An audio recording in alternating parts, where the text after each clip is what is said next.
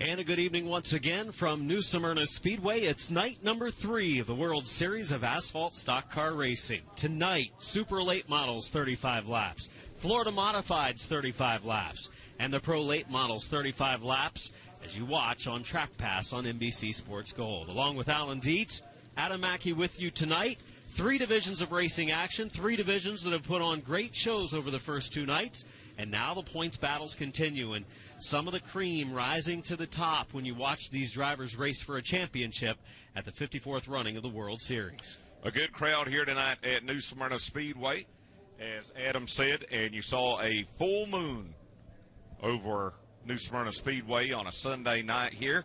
And as you said, at times last night it looked like a full moon in this Pro Late Model division, which will be the nightcapper. But you mentioned that the Super Late Models, the Florida Modifieds, and the Pro Lates have all put on great races this week. Remember, fans, if you want to, if you have a question or a shout-out, please use hashtag trackpass, and, let us know where you're watching from as well. Ryan Moore's 74 car, former champion of the Super Late Models at the World Series. He rolls away from pit road, and that car was badly damaged a couple nights ago. You wouldn't know it from some of the speeds he was able to turn earlier today. In fact, qualifying 4th in Super Late Model time trials a little earlier. And a new driver has joined the field of Super Late Models tonight, just missing the invert. But I think he'll be one of those that have a chance to move from the 7th position up to battle for a win tonight. And a guy that's well known in Super Late Model racing, whether it be controversial or whether it be just he's competing up there for wins, and that's Stephen Nasse, the Pinellas Park, Florida driver in the 51. Not this 51. That's one that's been here the first couple of nights, the Kyle Busch Motorsports car of Sammy Smith. He was a winner on opening night. Wasn't quite as good last night, but he has a good starting position this evening. Saw Ty Majeski here as well today. Not racing tonight, but he will be racing later in the week. You mentioned Stephen Nasse. He was fast in practice. He'll line up 7th tonight. And remember, tomorrow night, right here on Track Pass, you'll be able to see him in action with the ARCA Menard Series East, along with the Tour Type Modified. Super Late Models with their strongest car count of the week so far, and it tends to grow as we get towards some of the specials. Coming up in a couple nights, we'll see a 50-lapper. We'll see a 100-lapper later this week. Brad May will be your pole sitter in the number 9. He's had 2 third-place finishes coming into this night. He's right there for points, just 4 behind in the World Series Championship battle. He was the champion of New Smyrna Speedway in 2019 for their track points. Sammy Smith in the 51. He's 3rd in the standings right now, just 6 down. Ryan Moore, the driver originally out of Scarborough, Maine, now living in Mooresville, North Carolina. Former World Series champion as well. He'll start 3rd in car number 74. And last night's winner, Jesse Love, the young man out of Redwood City, California, in the car number 21. Row number 3 is Anthony Sergi, 2nd fast in qualifying tonight. The Geneva, Florida driver, 6th in the standings coming in. Justin Mondyke, surprise fast qualifier from Wisconsin. The green 44 car starting in the 6th spot. 2 laps till we go to green. Stephen Nasse out of Pinellas Park, Florida, making his first start of the World Series in 7th. Starting back in 8th, Max Caius, right? Caius, that's right. We were mispronouncing that, but we got that straightened out. McAllen, Texas, the hometown for that driver. Derek Griffith in the 12. He's the point leader. He's had 2 runner-up finishes so far this week, but he's starting deep in the pack. Didn't qualify well. He's in the 9th starting spot. Colin Garrett starting 10th. Jake Garcia starts 11th. David Green in the 12th starting position. Augie Grill way back in 13th for the start of the race tonight. Starting 14th is Trey Bain. Rolling off 15th will be the car number 13 of Pick 2, Nova Scotia, Canada, Austin McDonald. Starting 16th from Groveland, Florida, will be the car number 50 of Jet Nolan. Former World Series champion David Rogers in the car number 11 out of Orlando will start 17th. And Vincent Staggs, also out of Orlando, he'll start 18th in the 01.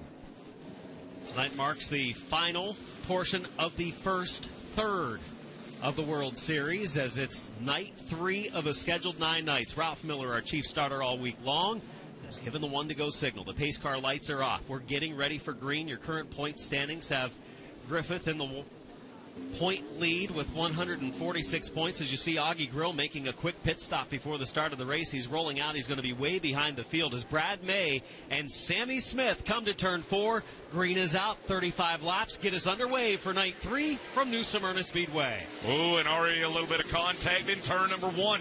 This could be the best shot for Brad May of Speed Week so far. He's finished 3rd in both nights so far for the Super Late Models. The 2-time defending track champion, he'll come around to lead lap number 1 over Ryan Moore. And Ryan Moore had a terribly damaged race car 2 nights ago. He fixed it for last night, and now he's fine-tuned it today, and he's quick. He's up in the 2nd spot. You watch a battle here between the 21 car, last night's winner, Jesse Love, the 20 car of Anthony Sergi. It's a battle for the number 4 position. Looks like Sergi is going to be able to inch out ahead as Jesse Love tries to battle back on the outside. Stephen Nassy right back in behind this great battle for 4th as again they head down the back straightaway into turn 3. Looked like Love was going to inch out ahead, but Sergi dives it down hard into 3. Watching sparks fly from out of a few of these race cars. Most likely the lower tire pressures here. Once the air pressures start to grow a little bit, most likely they'll quit bottoming out quite like they are right now as Love in the 21 hangs on to the spot. Anthony Sergi running 5th after his best qualifying effort so far this week. Jesse Love in that car number 21. He'll be a guest tomorrow on the Bull Ring on Speed 51.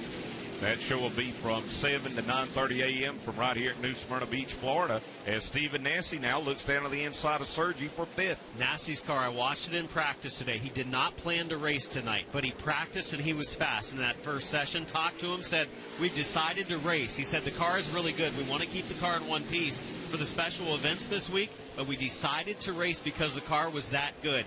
It rotated right on the yellow line during practice earlier, and you can see it right there. Look how it rolls through the middle of the corner.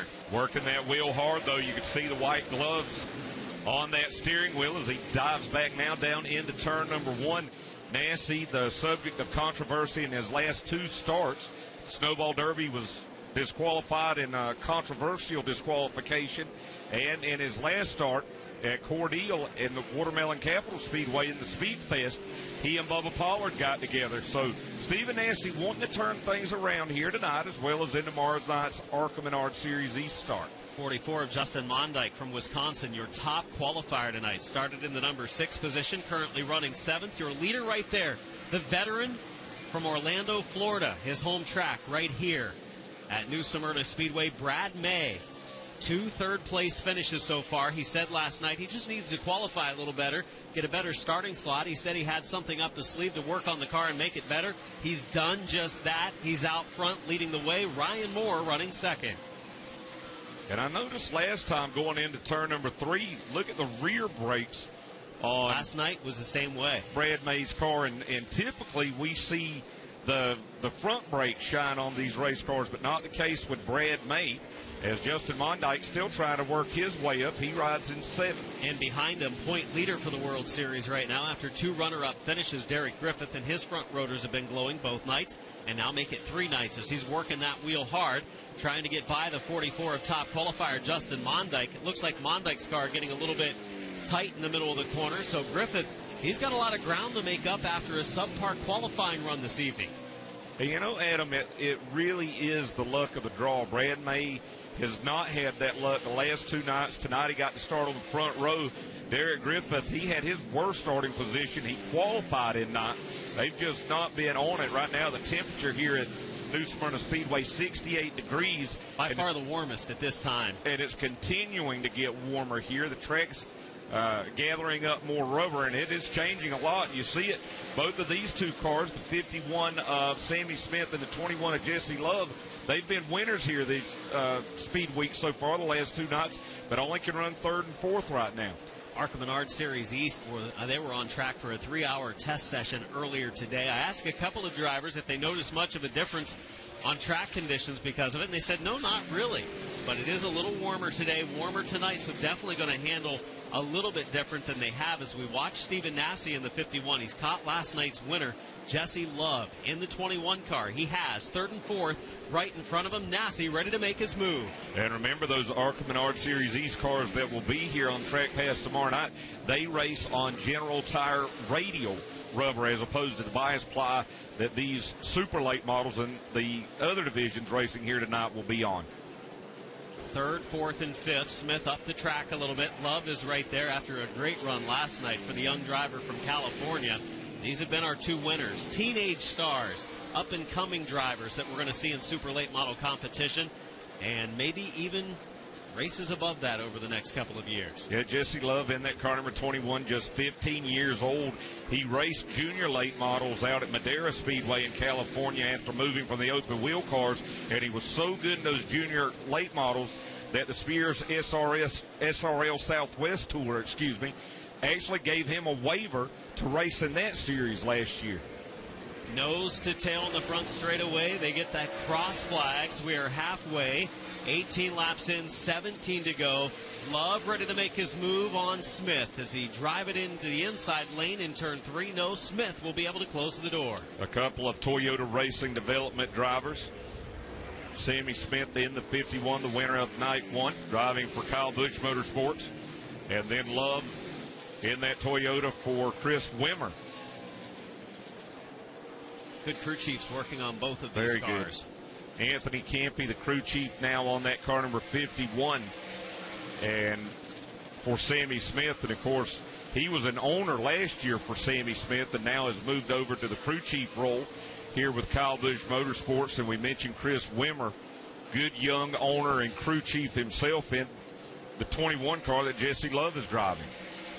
15, make it 14 laps remaining. Anthony Sergi in the 20. Second quick in qualifying earlier tonight. Mondyke right there. So is Griffith. Could be some action heating up right now for the number 6 spot. And it's really surprising in some ways, Adam, that these fast cars have not been able to work their way up. We see Mondyke in the 44. He's going to take a look down to the inside of Sergi for 6th. He gets a little loose out of turn 2, though. Mondyke slides up the track. Scary moment for our top 2 qualifiers. He's had finishes of 7th and 10th. So tonight's top qualifying effort for Mondyke was really a surprise. And you know, Derek Griffith in that 12 machine out of New Hampshire, the points leader currently of the World Series. He would love to be able to get by both of these drivers because, you know, you mentioned it, a very tight battle right now, just 6 points separating the top 3. Mondyke has moved into the 6 spots. Griffith up to 7th. Sergi running 8th. Max Caius, who we talked about earlier in the 148, running 9th. Colin Garrett's moved into the top 10. Leading the way, though, is Brad May. Leading the first 24 laps, make it 25 now, over Ryan Moore, Sammy Smith, Jesse Love, and Stephen Nasse.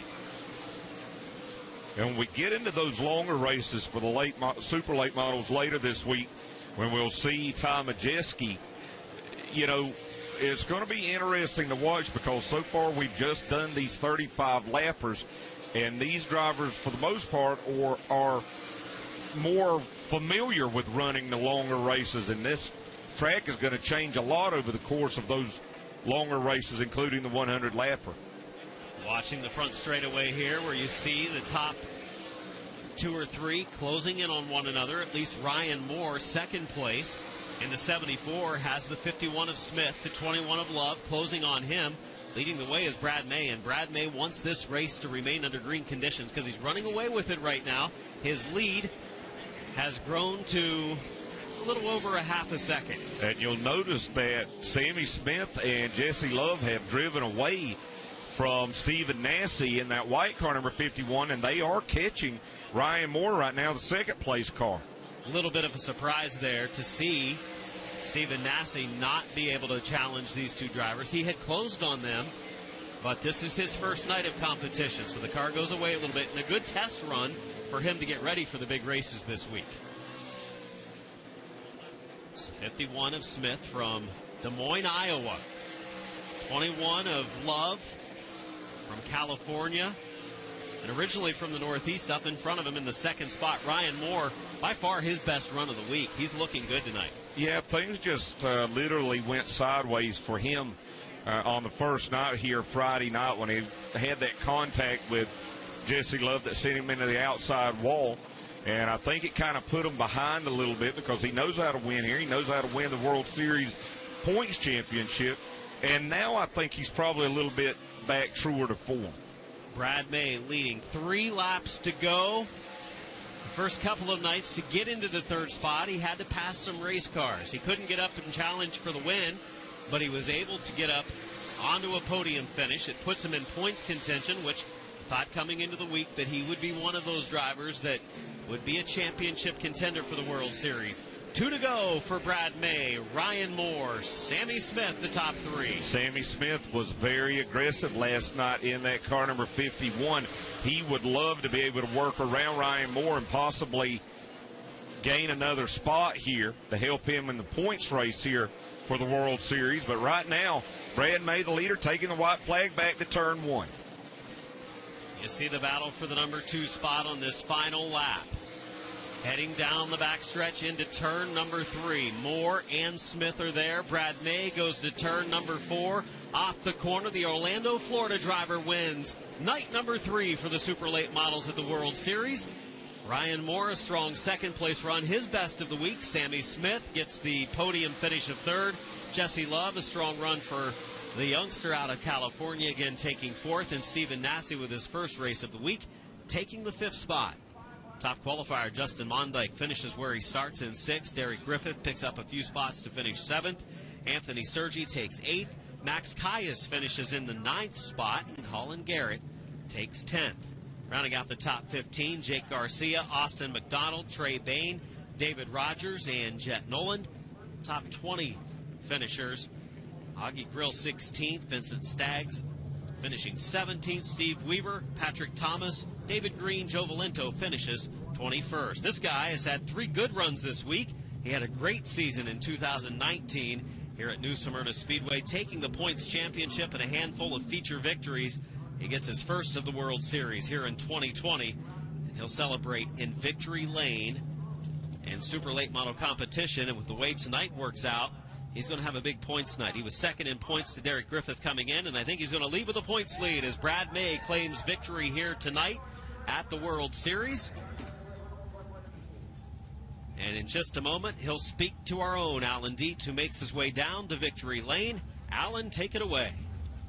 And Brad May receiving congratulations in Victory Lane. And we talked about it as you were coming down for the green flag. You have not had the draws that you needed so far. Tonight you did, and you capitalized on it. Congratulations. Yeah, I think we've had a good enough car to win every night if we would have started up towards the front. You know, it's so hard to pass. Everybody gets so close, but it's Fury race cars on a rail. We haven't been changing anything because I knew the car was this good. When you're out here and you're racing against teams like KBM and Wimmer and Stephen Nasse, for you being a local driver with a lower budget, how important is it for you to win this World Series championship? It means everything in the world. That you couldn't imagine the team if you guys knew. You know, I have a 75-year-old car owner that busts his butt. It's awesome. Congratulations. Thank you. I want to thank RK Edwards, Bobby Sears Racing, Dynamic Landscape, everybody that helps on the car. And you hear the emotion there in Brad May's voice. We've seen emotion here over the last several days, some good, some bad. As we work back now to our second-place finisher, Ryan Moore, and he's debriefing with Fury Race Cars' Jeff Fultz. And we were talking about it, Ryan, during the race about the problems you had here on opening night. A little bit of a setback for you guys. Do you feel like you're back where you need to be at now? We're close. Over there is where we want to be, so we'll get it back. Just inexperienced kid there. Took us out on night 1 of 7 nights of racing, so but we just fought hard, got the thing put back together, and had a good qualifying lap, and really wanted to pull off a win tonight. A good friend of ours, her dad's not doing good up in North Carolina, so we're hoping we could get him a win tonight, but we'll do it a different night. For you, with the family business, you don't get to race nearly as much as you used to. This is the bulk of your racing here at New Smyrna for the year. Yeah, it really is. You know, we put a lot into this program. My grandparents live down here in the wintertime, so they really enjoy it, and we like putting on a good show for everybody. So we got a little work to do, but we got a good race car and a good team, so we'll get it there. Thanks, Ryan, the 2013 World Series of Asphalt champion. And we'll come back now to the winner on night 1, Sammy Smith. And right now the officials taking a look at this car. What exactly are they looking at right now? They're just checking tires. They did that to the other two, so I think they do that every night. Do you feel like you guys are closer to where you needed to be at compared to Friday night? It looked like your car got better and better the later we got in this run. Yeah, the first couple laps I was bottoming out pretty hard, and I think they got away. And then about midway, we were about the same. And towards the end, I started to catch them a little bit. But these 35 lappers are just so short that, you need to be up there when it matters. So I guess we got a lot better from last night. We changed a lot of stuff from Friday night last night, and we went back to more what we had Friday night. So I think we'll be a lot better. Racing for a high-profile team like KBM, is it fun for you as a 15-year-old to get all this racing in, or is there some pressure there? It's really fun. I just can't thank all these guys at KBM, TMC, and Toyota for all the help. All right, Sammy Smith, he'll come home with another podium finish here at the World Series. Brad May celebrating now in victory lane. Shows you what a guy like Brad May, who's been competing in the World Series for a long time, but not a lot when it comes to super late models, and being able to pick up a victory in super late model competition here at the World Series meant a lot. An emotional interview with Alan Dietz moments ago. So Brad May most likely going to be your super late model point leader after tonight, as he has a very solid night with Derek Griffith, who was the points leader coming in by just 4 points. He finishes a little further back in the field in the 7th position. Coming up, we're going to have the Florida Modifieds. They've got a 35-lap feature. They're going to be second to go as they get ready pit side. And they're starting to line up on pit road right now, but it will be a few minutes before they hit the racetrack. And then, of course, rounding out our program tonight will be a 35-lap leader race for the pro late models. So stay with us. We'll have it all for you coming up next on Track Pass on NBC Sports Gold.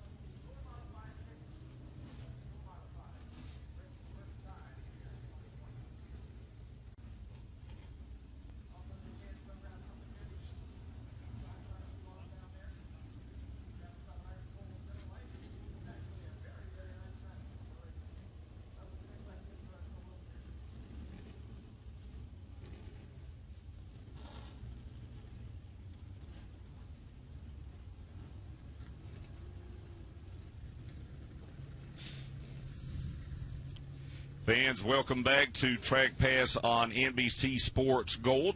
From here at the World Series of Asphalt Stock Car Racing at New Smyrna Speedway in New Smyrna Beach, Florida. I'm Alan Dietz along with Adam Mackey, and we're going to take a look at our super late model race. First up of the night, Brad May, Sammy Smith leading the field to green. And May able to get the jump at the start. Ryan Moore was able to follow into second. Watched Stephen Nasty some, Adam, but just didn't have the run that we thought he might. Short run, looked good. Long run, I think it started to go away, so he learned something probably for the longer races this week. Justin Mondyke top qualifier tonight in the 44. Looking good coming through the field. Dropped back a couple spots, then he picked up a couple spots to get up where he started in the 6th position. There's Derek Griffith, the points leader, entering tonight's race. As the crews and fans watched on, Brad May leading flag to flag here for his first World Series win of 2020 of Ryan Moore and Sammy Smith. Very happy driver out of Oviedo, Florida, taking the checkered flag tonight. Folks, remember, whenever you're on Twitter, go to hashtag trackpass, and we've got a few comments. Matt Carter asked, would you explain how the point system works for the championship? With all the divisions, it's the winner gets 50 points. And then down by 2 points for each position. So, he finished the 6 positions ahead of Derek Griffith tonight. So that's going to be about a 12-point differential. He was 4 down, so he's going to be probably 8 ahead for the points championship. That's just some rough estimates. That should put you in the ballpark of where we'll go into the next night, which will be Tuesday night for the super late models. And for you fans at home, you can keep up with it. As we said, just go 50, 48, 46, 44, and so forth in 2-point increments. Phil Spain watching. Cody Connor says, now that was a super race. Daniel Vining with Pixelated Speed also is watching. Greg Coles says, Greg and Cheryl from Yakima, Washington. We want to know where the fog is. When we attended races at New Smyrna 10 years ago, the fog would roll in clockwork. It does happen sometimes, and I think it's more certain years. It just all depends on when the weather is. Bobby Roseman says, sitting in the stands at New Smyrna Speedway and got to see my short track idol, Gary Ballou. I freaking love this guy. So many memories running around in his pits as a kid, and he's got the Batmobile here with us at New Smyrna Speedway. What a cool race car. Jeff Landrum watching, excited to be watching another night of great short track racing at New Smyrna Speedway from Anchorage, Alaska. Stay warm, Jeff. Stephen Kenny, woohoo, track pass, full moon. Let's see what tonight brings. Cassidy says, good luck, Hunter Wright. He'll be in the Pro Late Model race starting on the pole tonight. Super proud of you. Bring home the hardware. And Hunter Wright has looked good in his first 2 nights. He's 6th place in the Pro Late Model points coming in. Check this out. Bobby Roseman. All right, if you've been watching our coverage here on Track Pass, in the Pro Late Model race, you saw a barrel off of Turn 2 get launched into the air. I think it belonged to Bobby Roseman, and he says, got a new window today. He taped it up, and he's ready to go racing here at New Smyrna Speedway, at least watching. That's pretty crazy last night. Yeah, they parked outside the track today. I bet they did. Thomas Below says, well played, NASCAR. I subscribe to NASCAR Track Pass, and I love it. Steve Lewandowski, Goffstown, New Hampshire, loving the racing. Any sign of the red truck? Hey, we just talked about the red truck. And now more with the red truck. That was pretty wild. That's been one of the top stories this week, that's for sure. Alan Tardif says, uneventful super late model race. Maybe we'll see some action in the pro late model race. Hopefully Skinner takes Jet to school. We'll see soon. He's going to be tough to beat. Jamie Skinner starting 2nd tonight as fast qualifier. Remember, folks, if you've got any questions or comments throughout the evening or throughout the week, use hashtag TrackPass. Need for Speed says hi from Lee, New Hampshire. Corey Kaz says hi, Track Pass, and we thank all of you folks for joining us. Now, right now, I believe the Heart to Heart Foundation, which is the charity here at New Smyrna Speedway, is having a raffle in the ticket area. It was Fan Appreciation Night. The Hart family have owned this racetrack ever since it was built back in 1964. Clyde Hart had it, and now Robert Hart, his son, does. And they still have the Clyde Hart Memorial race here at New Smyrna Speedway. See the field of Florida Modifieds. They're lined up, waiting in anticipation of heading trackside. Florida Modifieds had a pretty good field last night of 17 cars. And I thought I saw a few more down there in the pits. New Smyrna Speedway, if you're not familiar with the track, give you a little bit of information. Track opened, as we said, in 1964 as Daytona Raceway. It was a dirt track for only 6 months. Then it was paved, the first World Series was back in 1966. It was originally 4 knots as opposed to the 9 knots it is now. The track measures a half-mile bank, 23 degrees in the corners, which you feel every bit of whenever you go out of the pits and up the banking, and last repaved in 2007. Tank Tucker's number 15 car, many-time champion of the World Series. Right now coming into the night, third in points, 10 behind Travis Eddy, who has won both Florida Modified features so far this week. Yeah, and look at the points. Wayne Parker is second in just 4 points behind Travis Eddy because he finished right behind him both nights, so he's lost 2 points in each of the first 2 races. Tucker is third, as I mentioned. Zach Knowles is fourth. He is also 10 points behind Travis Eddy. And Augie Grill is fifth in the battle, 16 points behind. That's a real tight points battle between the top 5. Yeah, and taking a look at the lineup, Travis Eddy's going to start 6th. Wayne Parker is going to start 5th, so it's going to be fun to watch those two as they try to work their way up through the field. Florida Modifieds with a solid field again tonight. 17 cars on our starting lineup, much as we had one night ago, and it was a pretty clean race. Didn't see much damage done to any of these rides. Had some cars tore up on our first night, mainly in our super late models. Then the pro late models had some carnage last night with a couple of wrecks. So this is going to be a wreck fest, is what you're saying. Yeah, don't say that. Let's hope it stays clean and see some good racing.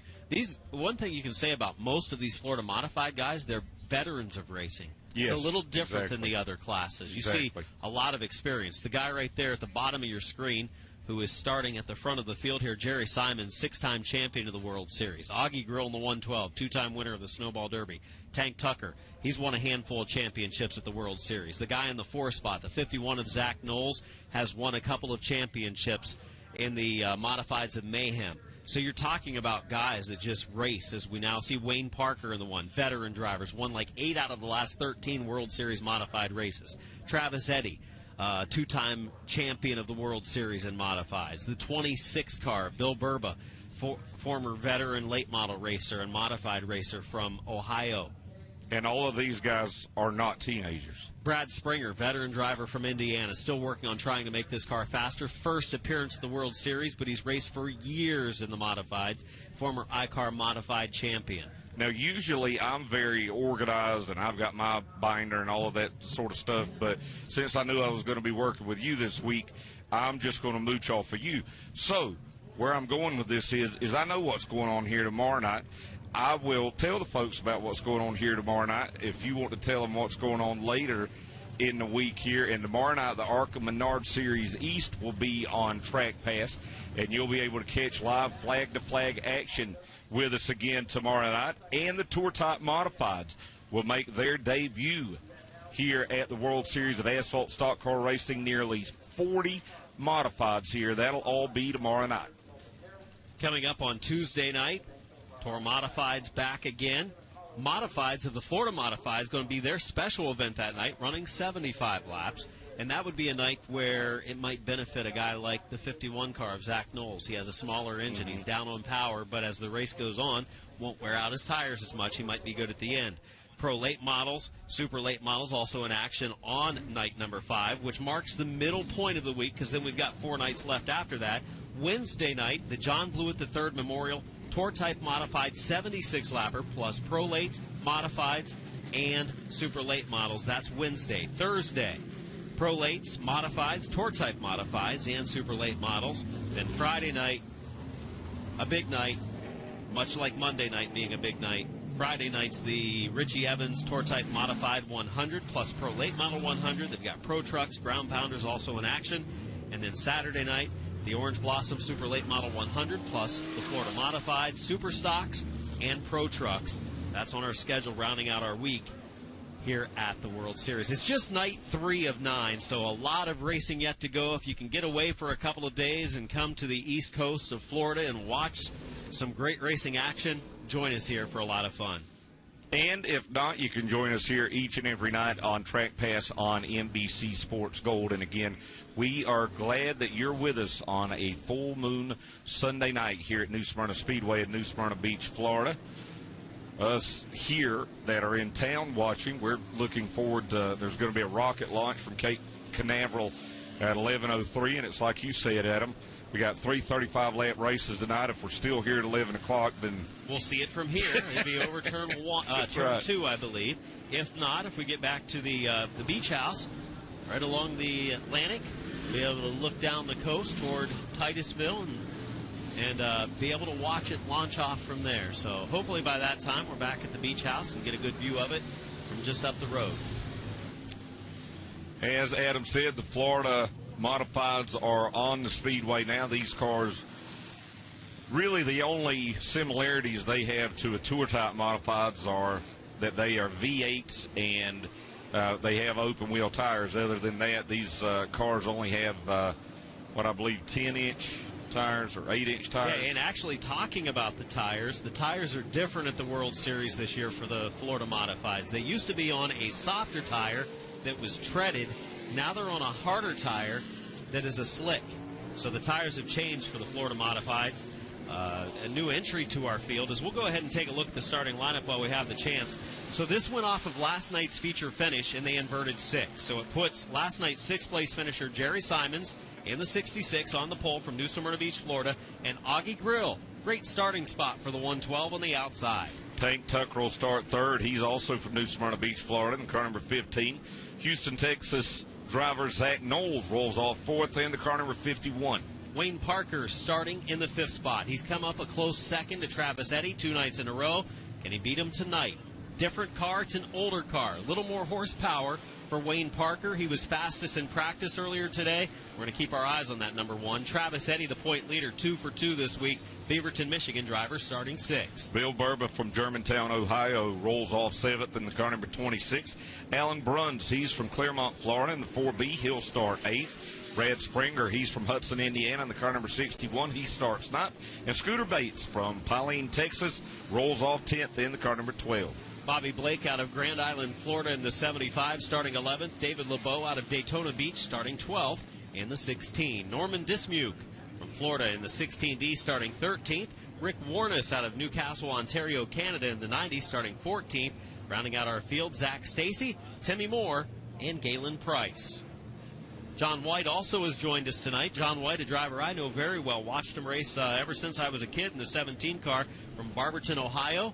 Former champion of Barberton Speedway and still races modifieds up there. A veteran driver that is a second-generation racer, and he joins us for the first time this week and will be starting toward the tail. He finished second, I believe, in the Barberton Speedway points for the 2019 season. So good to see John White joining us for the first time in 2020 at the World Series, making his first World Series start. And the great thing about the World Series here at New Smyrna Speedway is that, yeah, you're going to see the drivers that are racing for the World Series points championship to be given at the end of the week, but you also see new drivers come in throughout the week. Sometimes they'll run the rest of the week, sometimes they'll run just on occasion, but it's always interesting to see. And as we've noted, as the temperatures continue to rise here at New Smyrna Beach, Florida, and as the racetrack gets more rubber on it, it's going to get slicker and slicker. Conditions will change.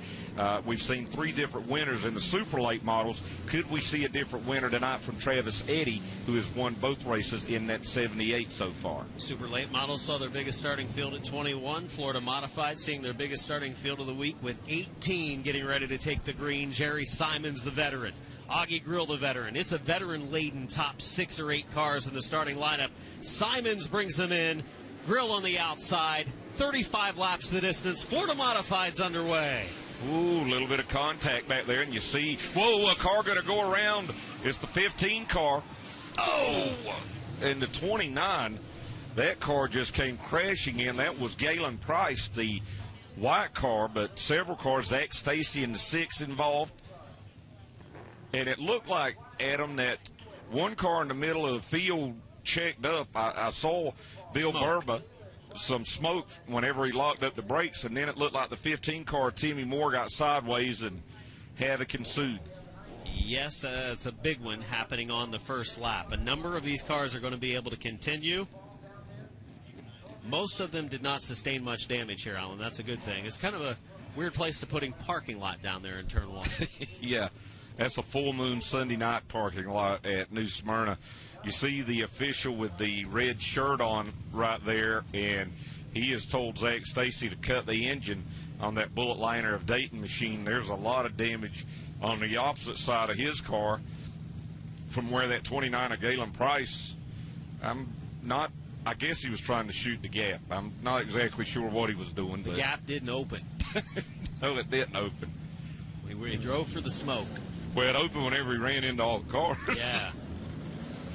So hopefully some of these drivers, Bobby Blake in the 75 gets ready to move. Looks like Timmy Moore is going to be able to continue. Norman Dismuke pulls away. A lot of drivers with some damage. Here's a look at the replay. Look good up front. You'll see that Down red through. car. Yeah, what happens is Parker checks up, and when Parker checked up, then Burba had to jam on the brakes. Whoa. And then there comes Galen Price. I see what he was trying to do now. He was actually up on the high side and tried to cut it down up low so he wasn't as far back as I thought. Bill Burba in that red car, he It was smokes Wayne the tires. Parker that kind of Yeah. checked up, and then Boy. obviously the 29, he tried to lock him up to avoid it and slid right into it. And that was a hard hit. Here's a slow-mo look at our replay. And Timmy Moore, they check up on the outside, too, and Timmy Moore got checked up, hit the brakes, and it spun sideways. Stacy did a good job to avoid, to be quite honest. Locked it up, spun it out. He's in good shape, and all of a sudden, Here comes boom. Galen Price. I think for the most part, Stacy's got some damage on the 6, but I don't think it's going to be anything that takes him out for the week. They would have all been okay except the 29 came piling in. The 19, first night out for the 19, definitely sustaining some damage there. Hey, you mentioned Timmy Moore in that yellow car. I did it again, yellow. In that yellow car, he, basically what he did was he was about to run into the back of the blue car that was in front of him, and as he turned to avoid, the car got sideways, and it looked to me like he was trying to avoid the car in front of him, and unfortunately it cost him and several others. Talked to Zach Stacy's dad, Mike, the veteran, who was a longtime modified racer and super late model racer.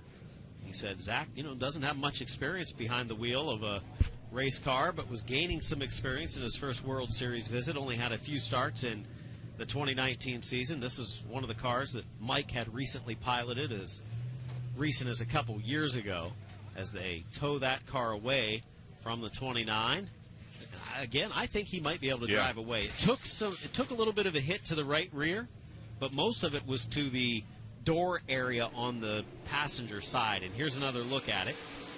You see some checking up going on. Wayne Parker, Alan Bruns, and then that caused the 15, the accordion effect. 15 and more, and then Galen Price. Let's see if we can hear this going into turn 1 on our next replay. And just listen, if it doesn't go slow here, to the contact.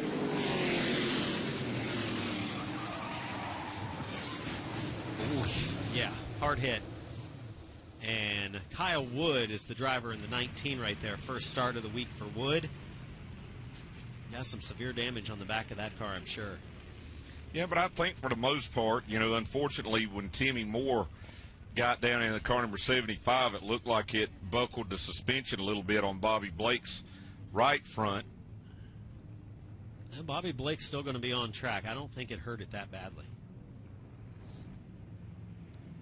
Alan Bruns was off the pace there a little bit, too. So I think that's what caused the accordion with the 15. There were two separate deals going on, inside lane and outside lane, and just nowhere to go for the drivers behind them. And there's really nowhere to go for this white car. Ooh.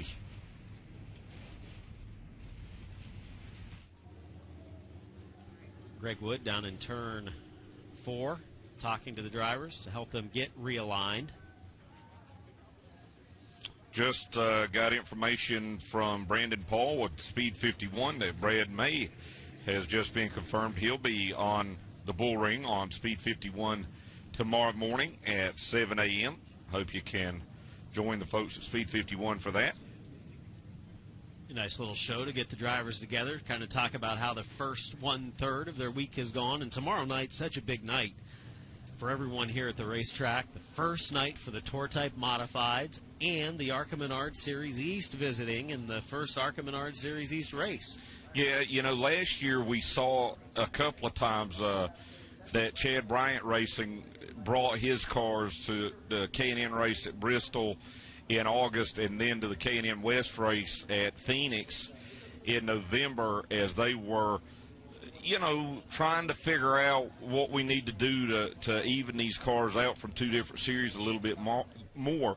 And as you said, tomorrow night's going to be a big night here for the folks at NASCAR and ARCA as the ARCA Menard Series East will make its debut here on Track Pass on NBC Sports Gold. See our field of cars parked up in turn 4. There is Jamie Skinner. Last night was top qualifier, was working his way to the front.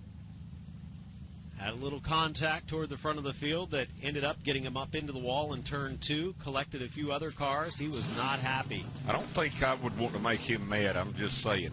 Was not happy with Jet Noland. Came to victory lane to, let's say, congratulate, in a sense, Jet Noland for the victory, but also let him know that he had a lot of race cars. And how many nights were left of the World Series, which I thought that was really nice. And Jamie Skinner, I talked to him earlier in the pits, and I asked him, I said, how much damage was done to the car? Because he did finish the race. He said, well, we had to change an axle tube on the right, had to change all the suspension on the right. He said, but we got it fixed, and he was quick in the first practice and was fastest in qualifying, and he's going to start from the front row. It was a small invert. I don't know that we'll see any issues with he and Jet Noland tonight. Jet Noland starts maybe 7th. If he laps him. Yeah. Jet Noland starts back in 7th, and Jamie Skinner starts on the front row, and I think he's going to be tough to beat from that outside of row 1. I agree. Let's take a look at the Twitterverse real quick as the field forms back up, and I'll get the double-up indication. Caden Stinger says, wild stack up there for the Florida Mods. Ed says, New Smyrna Speedway is quite a distance from the Washington, D.C. area. I need to watch via Track Pass. Larry Swift, thanks for watching. Another great night of racing from New Smyrna on NBC Sports Gold. Barrel count, 0 so far, says Ed. It's at 1 or for Larry, the week at least. John Gould watching again from Connecticut. Can't wait for tomorrow night and the modifieds. Brooke Gumbert says, Johnny is so happy to be watching racing. Thank you, Track Pass. Rob, I think Track Pass jinxed the Florida Mods with all their talk about how clean the race was going to be. I think that's a shot towards me. I did kind of jinx them, I think. Your fault. It is my fault. But here's the good news. I think many of our drivers were able to contend. You did see Zach Stacy on pit road remove his helmet. The 19 of Kyle Wood still in his pit stall. I think you're still working on his car. He has the window net up. He's actually going to join the field. So that's good news because that was the car that took the brunt of the impact from Galen Price. Phil Spain says, well, Florida Modified's looking like the end of the Busch Clash already. Let's not go that far. And DVP TMN says, yeah, and we're off to another exciting night here in the Sunshine State. Can't wait to see what Jamie Skinner has in store for us tonight. Not sure what this last part means, but it says, I'm so excited, I might grab a diaper. Jesse Vaughn says the 29 car coming in hot. A little bit. He sent it. All righty. And Michael Henson, last one, says, full moon Florida Modifieds, let the carnage begin. Come on, guys, come on. Y'all are giving me a hard time. Pace car lights are out. We're going green next time. Jerry Simons in the 66 on the pole. Augie Grill in the 112 outside. Tank Tucker, Zach Knowles, row 2. Row 3, Wayne Parker with that different car tonight than he's had the first 2 nights. He just finished second the first 2 nights. He said, that's not good enough. I need to finish first, so I'm running the other car. And he was fast in practice. He says he likes how it felt, so we'll watch how he runs tonight as we get a green coming off of turn number 4. 35 laps the distance. Looks pretty good back through the field. No brake checks going into turn 1. Good run for Augie Grill on the outside. The black 112 will take the lead as they head down the back straightaway. Jerry Simons will finish, or move up into second there in front of Zach Knowles. Yeah, I saw Zach Knowles actually peek to the outside of Simons there for a moment as Travis Eddy has moved up into fourth. Wayne Parker back in sixth, hasn't been able to come with him yet. Peeks to the outside of Tank Tucker, top four single file, and it is Parker getting a run to the outside. And I told Wayne Parker, I said, man, I'm used to you as having a ton of power, and there he had a little bit too much. Oh, that could have been ugly. So we watch. And there Wayne he goes. Parker goes around as Brad Springer in the 61, a 360, and he continues on, but yellow is already waved. And we just missed that, but I bet we'll have a replay, and you saw it coming there, Adam. He went into turn 3 and the car didn't stick. I said he went in a little hard and it went up the banking, and then when he started to come down, another driver had looked inside. In fact, I think it might have been 3 wide at that point. And I wonder if he was seeing that 78 car get smaller and smaller out of his windshield too. Well, he was looking to the outside, trying to make a move on Tucker to get up there behind Travis Eddy.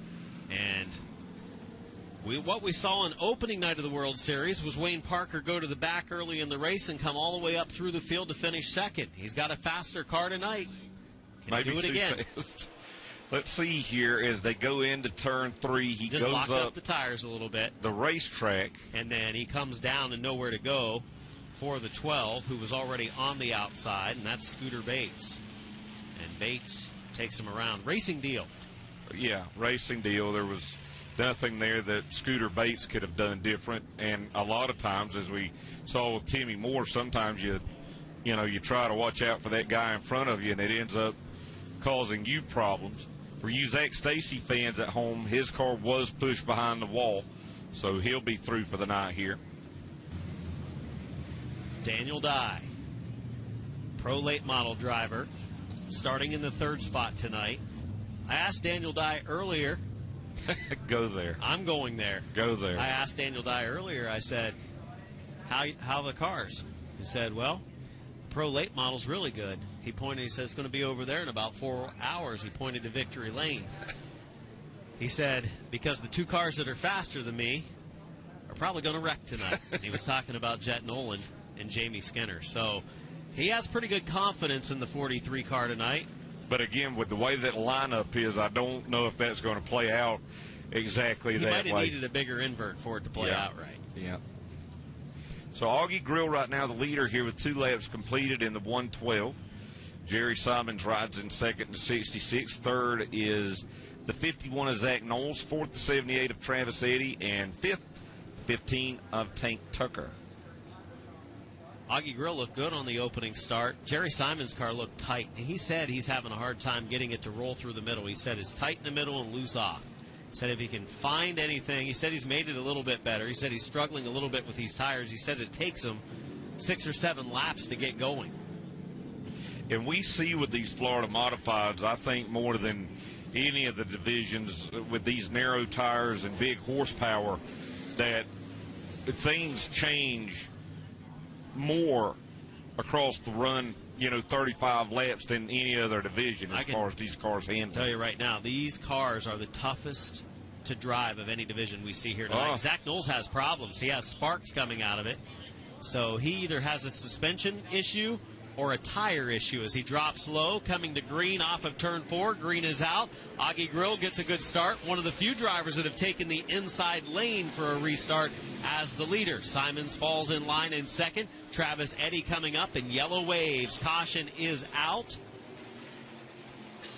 as the field slows down into turn 3. So we'll have a restart. Could be due to the Knowles issue as he's made his way to pit road. Yeah, and you wonder, you see his car on the right at the very back of pit lane there, if maybe some debris or something came off that car. We saw a spark as he dropped off the pace there at the end of the back straightaway. See that 19 of Kyle Wood out there running, which is a great sign because he took a hard hit from Galen Price. And I think the winning net's down there, Adam. Saw some sparks, some sort of issues on this 51 of Knowles. He made the podium last night, but said this car is just not fast enough. We have a smaller engine package than what our competition have. You see the 51 pulling away, and it looks like he's going to be done for the night. So Zach Knowles, who came in 4th place in the standings, just 10 points behind Travis Eddy, taking a big championship hit here tonight. You know, one of the things about the World Series, whether you're in the stands or whether you're watching on trackpass or watching the coverage on Speed 51, you really see stories that develop throughout the week here. Feel-good stories, stories where drivers struggle. And, you know, as you mentioned, we've watched this Zach Knowles story with having the less horsepower. Now we'll have the problem, but going to try and bounce back here when the Florida Modifieds return on Tuesday. Also, notice that Wayne Parker has already passed 5 cars to move up into the 8th position. So Wayne Parker, after spinning and going to the back, has already moved past 5 cars, and we've only completed a couple of laps. So again, this time Augie Grill going to elect to start up on the outside of row number 1. You talk about a savvy veteran, a 2-time winner of the Snowball Derby, and countless pro, super, and modified races across the South. He'll lead the field to green this time. Jerry Simons gets a pretty good start, though. Jerry Simons got tight on the inside lane on the opening start, though, and he had to check up. This time it's going to be Augie Grill the same way. Pulling ahead out of turn number 2. Simons drops in line in second. Travis Eddy, 2 for 2 this week, and he's won 2 of the last 3 Florida Modified Championships. The Beaverton, Michigan driver looking to the low side of Simons for second. Gets back in line as they go back into turn number 1. Look high, he'll look back down low. Meanwhile, Wayne Parker in that black car number 1 trying to maintain pace with that 78 of Eddy as he tries to work his way around Tank Tucker for 5th. Travis Eddy running 3rd. Has just had a perfect car the first 2 nights. Look at the run. He's able to get off of turn 2. He'll rocket by the 66 of Simons into the runner-up spot, and he sets his sight on the leader, Augie Grill. And it's been like that all week. He'll, you know, kind of diamond the corner wheel. He'll go in low and let the car kind of reach a point there in the middle of the corner, and when he hits that gas, it just seems like it hooks up better than anyone else here so far this weekend. Bill Burba had a good car last night, was up competing with some of the top 5, and right now he's running in the 4th position. He was pretty happy with his car. He said earlier they made a bunch of changes, seeing if they could learn anything or maybe find something else. He said he didn't really like it, so he thought he was changing back, and he's got a pretty good race car in the 4th position right now. Bill Burba from Germantown, Ohio. There are the top 2. Augie Grill in the 112. Travis Eddy in the 78, and Eddy has closed the gap. See a little smoke coming out of the 78 of Eddy. Don't think it's anything major as we watch him race to turn 3. So still about a little less than a car length now, and Grill's car pitched just a little bit sideways there in turn 4. And again, Eddy's going to get that run. He'll look to the inside in turn 1. Grill has got a pretty good setup, though, for that outside, especially in turns 1 and 2. Travis Eddy is there, still early in this race, only completing lap number 9, this time at the stripe. Eddy drops the left side tires down onto the apron. Closing on some traffic, they work around the outside lane. As they race through 1 and 2, there's that diamond effort. There it is. Gets the run to the inside, battle for the lead, heading to 3. I mean, it's almost like, Adam, that when he decides that he wants to go and he wants to punch the gas, he goes. And Travis Eddy gets a good run, and he will clear this time Augie Grill, who tries to battle back on the outside. And again, Grill really does get through turns 1 and 2 well. But, man, look at the horses on that 78 as they go into turn 3. It's got to feel good for a driver. Travis Eddy, 30 years of age, kind of still a young driver, but he's been racing for a while. And to be able to go up and pass a 2-time Snowball Derby winner like Augie Grill, who is really good in the modified, and I think things are going pretty well for yourself. Yeah, and I would say Augie Grill in that 112 is probably pretty happy right now with the way his car is running. He has not been really up there in the mix here with these Florida modifieds, and, you know, staying right there right now with Travis Eddy as they race down the back straightaway.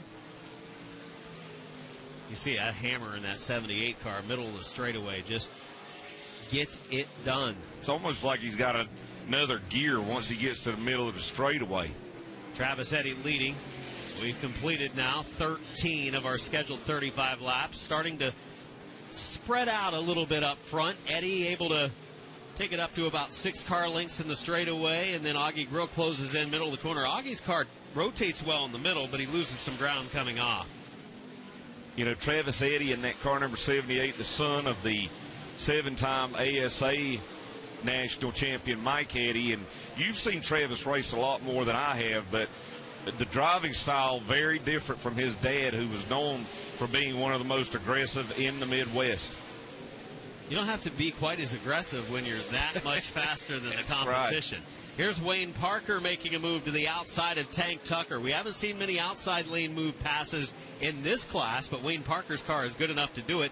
He has now moved into the top 5. He has finished second the first 2 nights, and he's got a chance to get up there and at least get into the 3rd spot, because Simons in the 66 runs 3rd, Bill Burba in the 26 runs 4th, and Wayne Parker, the burger flipper, as he called himself in Victory Lane second place the other night in the post-race interview. He and his wife own a restaurant in Mount Dora, Florida, Jeremiah's, and kind of specializes in seafood. They've had it for 30 or 40 years, so that kind of explains the little background story to the fact that he called himself someone who flips burgers for a living. And he is clearly trying to use that outside line now.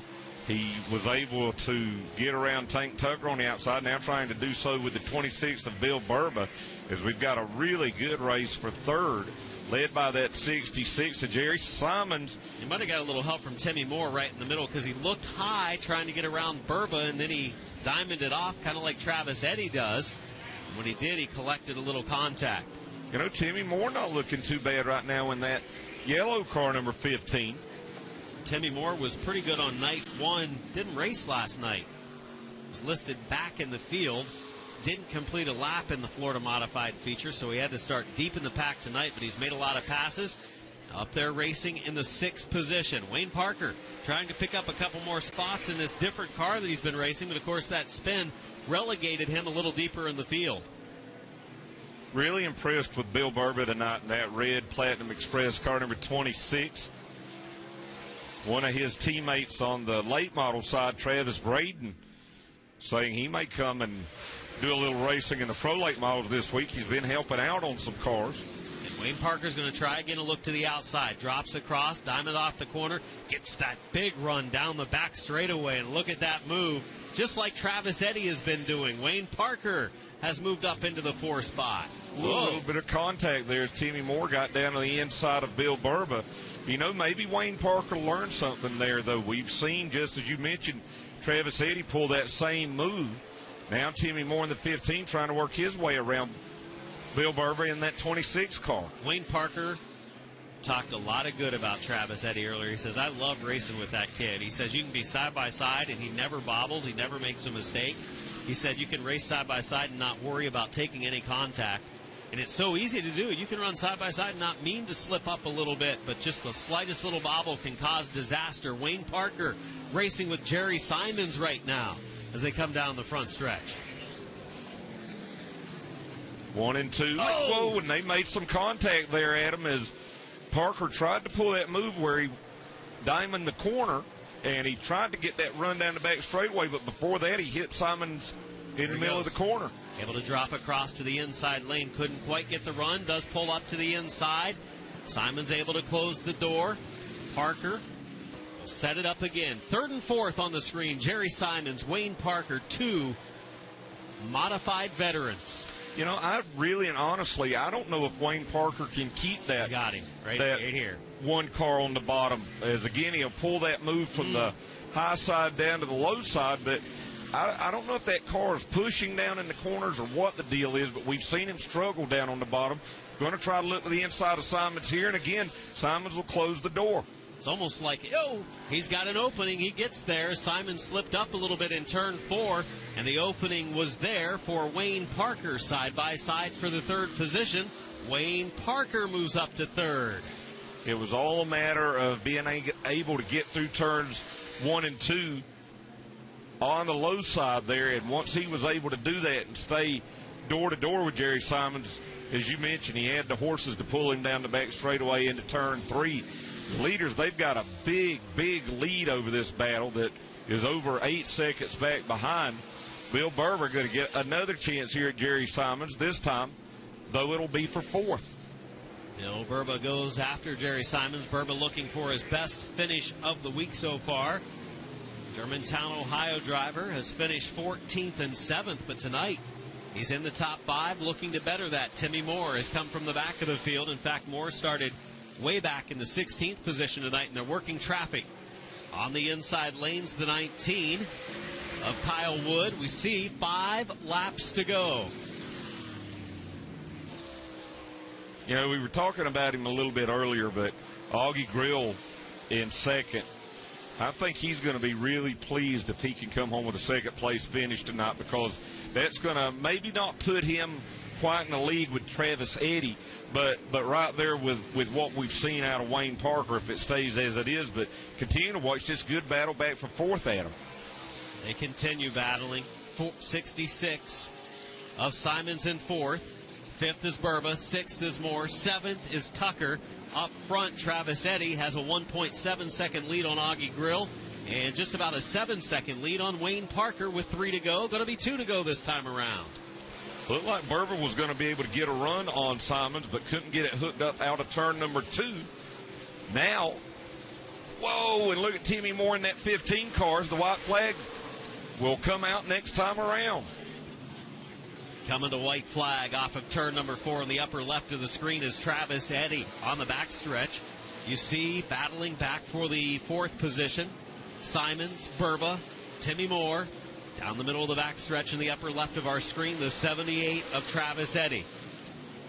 Into turn 4, and the first driver since 1993 in the Florida Modifieds to win the first 3 of a series, Travis Eddy victorious. Second spot to Augie Grill. The battle for 3rd, here comes. Battle for 4th, rather, as Wayne Parker takes 3rd. Jerry Simons takes 4th. 5th to Bill Berba. 6th to Timmy Moore. It's all about this guy. 3 nights in a row.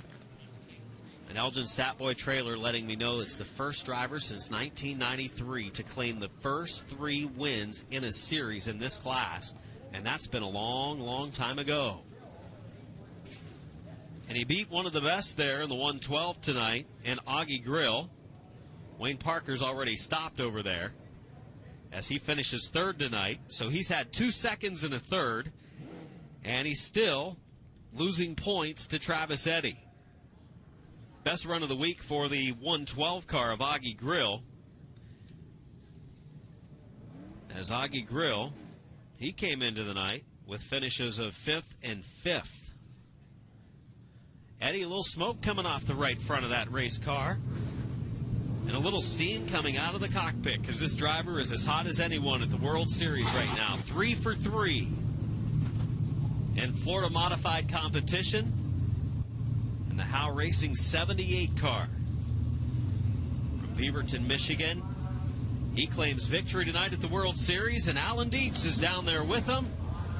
Thanks, Adam. Travis Eddy about to climb out of this car number 78. 3 nights here in the World Series and 3 wins for the driver out of Michigan. And Travis, just when you think this car can't get any better, they put you back in 6th after the invert, and you still get another win. Congratulations. Thank you. This car's just on rails. I mean, we get going, it's on cruise control every night. We haven't done anything to it on the setup. We go and run 8 laps, couple set of tires every day, and that's it. Looking forward to the 75 lapper a little bit later on this week. What do you think we're going to see out of these race cars? Because it looks like after 35 laps, at least for a lot of the field, these cars are kind of all over the place already. Yeah, I mean, the track's real greasy. It's going to get a lot tougher after K&N cars run, and because our rubber don't take to theirs, so it's going to be really slick. But our car doesn't seem to fall off as bad as everybody else's, so it should be good for us. Tell the folks back at home who you got helping you out with this car and some of your sponsors.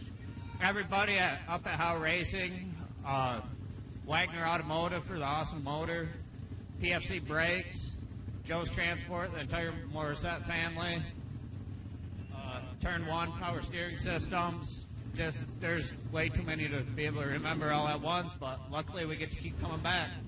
All right, Travis Eddy back in victory lane with the Florida Modifieds here at New Smyrna Beach.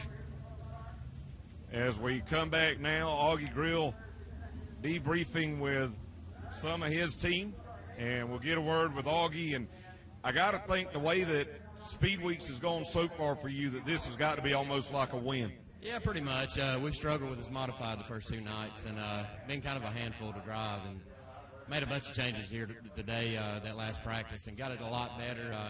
I think we got something we can tune on and race with these guys now. Just been a hard time coming. Super was good tonight, and just thought I had a loose wheel and came in there before the green and never got a caution. But I don't know. That's how my luck goes anytime, so I guess I'll take it with a grain of salt. All right, Augie Grill, he'll finish in second. As we'll come back now to our third place finisher, Wayne Parker. And Wayne didn't quite have the race that you wanted to tonight. I know that you haven't raced this car here this week. What you learn about it tonight? Oh, we had a good car. Unfortunately, when you end up starting at the back, it's where all the really bad cars are, and where all the cars are that look like the other side of this. They're cars that are all banged up. It's the guys who can't drive, who don't have good cars.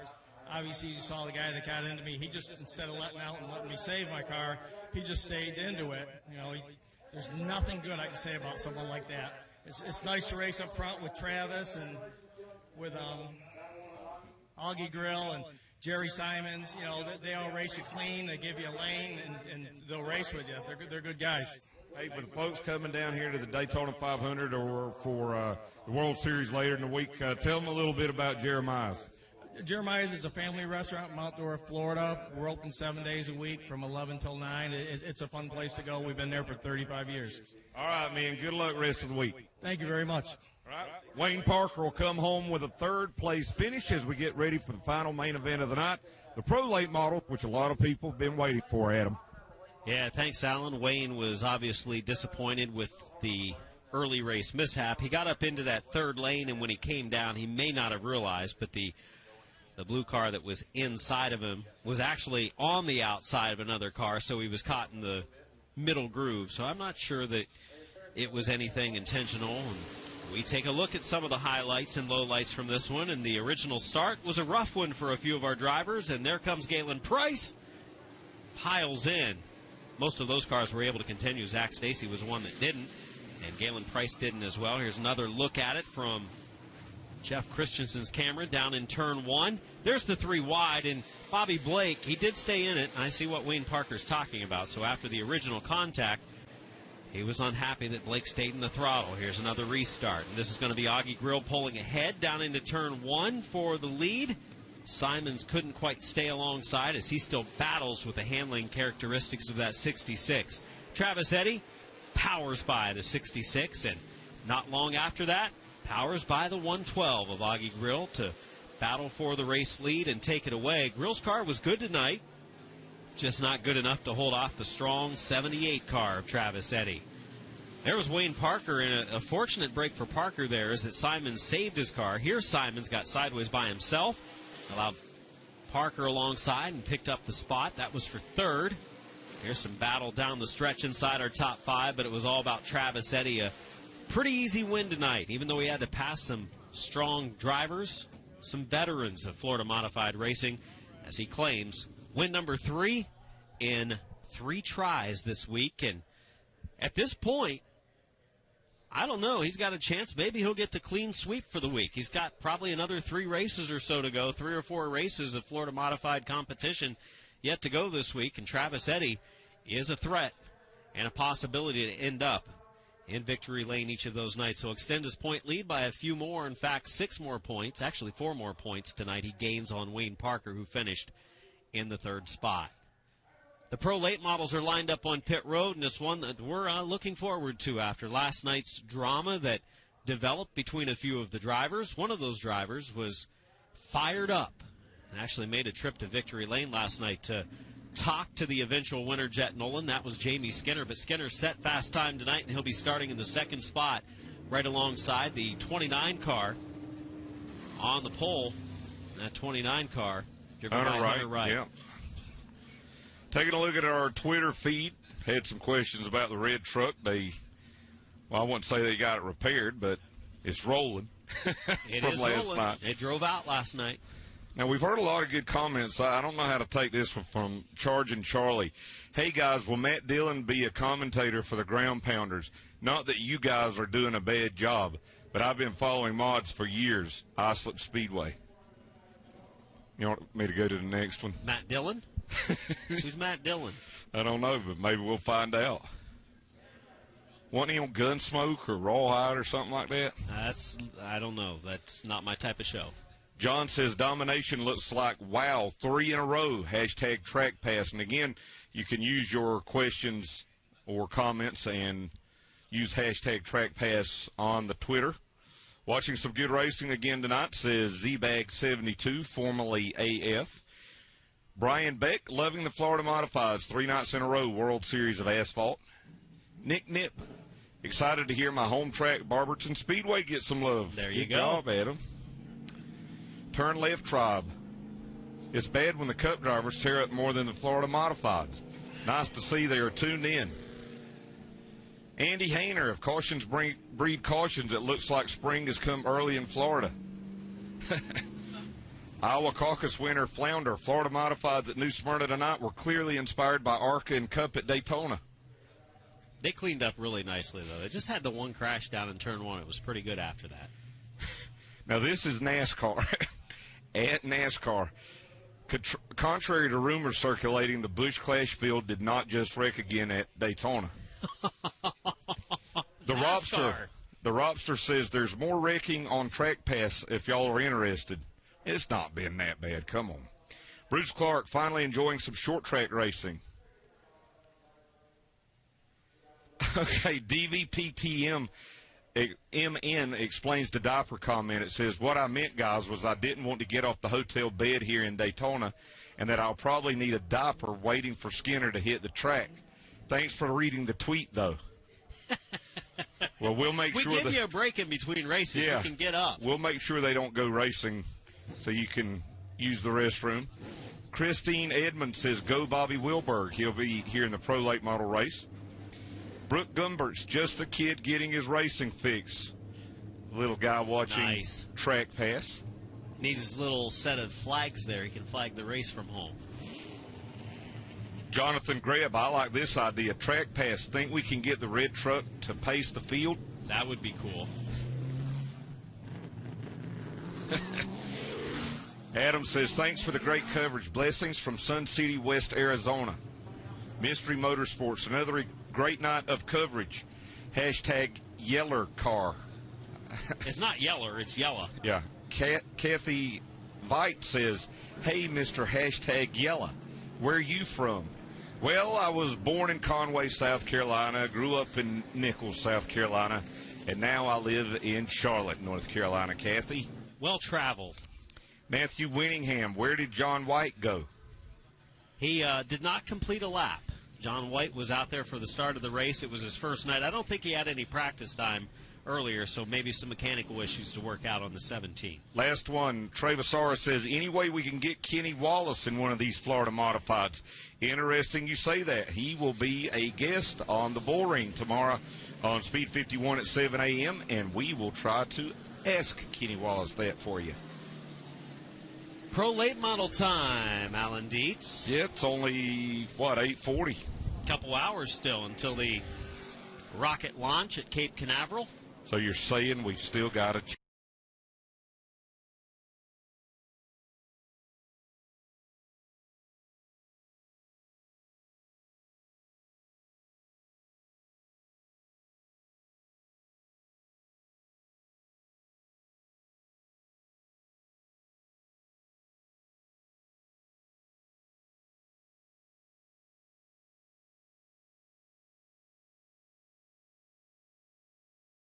Finishes from the Legend cars moving into Pro late model competition on the inside lane. He set second fast time, fast qualifier. Jamie Skinner involved in some drama last night. It looked like he was on his way to a feature victory. He didn't claim it. He's gone for it tonight as the green waves out of turn number 4. Probably the wildest races we have seen here at Speed Weeks have been these pro late model races so far. Hunter Wright will take the lead. Looks like Skinner going to take a look down to the inside as they go down the back straightaway. He peeks back to the inside in turn 3. He's looking to the low lane, not afraid to ruffle a few feathers is Jamie Skinner, the son of Mike Skinner. And he closes that gap again. It goes up in line, follows the B.H. Holmes, 29 of Hunter Wright. Back in the field, there's Jet Nolan picking up some positions into the 6th spot. There's the 51 of Sprague also trying to move up to the inside of Jarek Johnson. Talked to Jarek Johnson earlier today. He said, Dietz, what we got to do to find some speed? He said, I told him, I said, you better find something. Everybody out there got around you, hit you last night. But so far, so good for Jarek Johnson as he tries to hold Hayden Sprague off for 7th. Remember, he was driving the 00076 car last night because of all of the donuts that were put on the side of that race car. Here's the battle for the lead. Skinner, maybe some slight contact there with Hunter Wright as the car pushes up. And it's so hard to keep your momentum up on the inside lane to make a pass when the car on the outside, especially in these pro late models. We'll see if Skinner can do it cleanly as he again looks to the inside of Hunter Wright. These cars about 150 less horsepower than the super late models have. Skinner, again, he'll get a nose down the inside of the left rear quarter panel as we've got Dario Capurcio into the wall, and I believe that's over in turn 1. Hard hit for Capurcio in the 0-3. As he brings out the yellow, the field has slowed. It was a hard hit to the right front of the 0-3 car. Gifford, Ontario, Canada driver brings out our first yellow. 4 laps completed. Battle was heating up for the race lead. Remember, hope you can be back here with us tomorrow night at 7:25 Eastern. The ARCA Menard Series East in action for 175 laps in the debut of that new series. And here's the great thing about it. You know, last year they came here as the K&N Series with 19 cars. The race tomorrow night sees 24 cars, so it's already a step in the right direction after the merger. And a very strong field. There's some really good names on the list of drivers that are going to be in competition. Yeah, we've talked about some of the drivers you've seen so far here at the World Series. Stephen Nasse, Derek Griffith, Daniel Dye, Gio Scelzi, just some of the names, but you'll also get to see drivers like Sam Mayer, Mason Diaz, Gracie Trotter, just a few of the names that will be in the field. Max McLaughlin, Ty Gibbs. Going to be a good field of cars here as Dario Capurcio looked like he made contact right there prior to getting to the start-finish line, and when he did that, he either cut that right front tire down or broke something into suspension. And then, as you said, Adam, he did make some hard contact with that turn 1 wall. Wouldn't turn once he got there after the original contact. Hood looks to be okay, but they remove it to tow the 0-3 off the track. Hopefully didn't get the frame on the 0-3, but I think definitely knocking the suspension off the right front of the race car. As you mentioned also, Adam, with tomorrow night's racing action, the Tour Type Modifieds will make their World Series debut here. And saw a lot of good cars down there in the pits. Matt Hirschman, Eric Goodale, Dave Sapienza, Jimmy Blewett, just a few of the names, Jeremy Gerstner, that are here for night 1 when the ARCA Menard Series East cars and Tour Type Modifieds take the green flag here at New Smyrna Speedway on track pass tomorrow night. So Capurcio 0-3 ready to go back to the pits. Final race of the night is on track right now. Fans getting a little grandstand admission discount tonight for Fan Appreciation Night, $15, which is a cheap number, and that's kind of like a normal price to see a normal show at a lot of tracks across the country. And, you know, if you love racing and you've heard it for, I don't know, maybe even 100 years, Florida is the place that you want to be in February as we look at the speed shot now. And that's where Capurcio got into the outside wall right there at the exit, and that's where the wall juts out in turn 4. If he'd waited just a little bit further, he might have missed it. Just didn't pave it wide enough for him coming out of turn 4. But as we were saying, you got New Smyrna Speedway in action, Volusia County Raceway Park, Bubba Raceway Park, North Florida Speedway, East Bay Raceway, just so much racing going on in addition to everything going on at the World Center of Racing in Daytona this week. 31 laps from the finish. Hunter Wright, a young driver coming from Legends. Very little experience in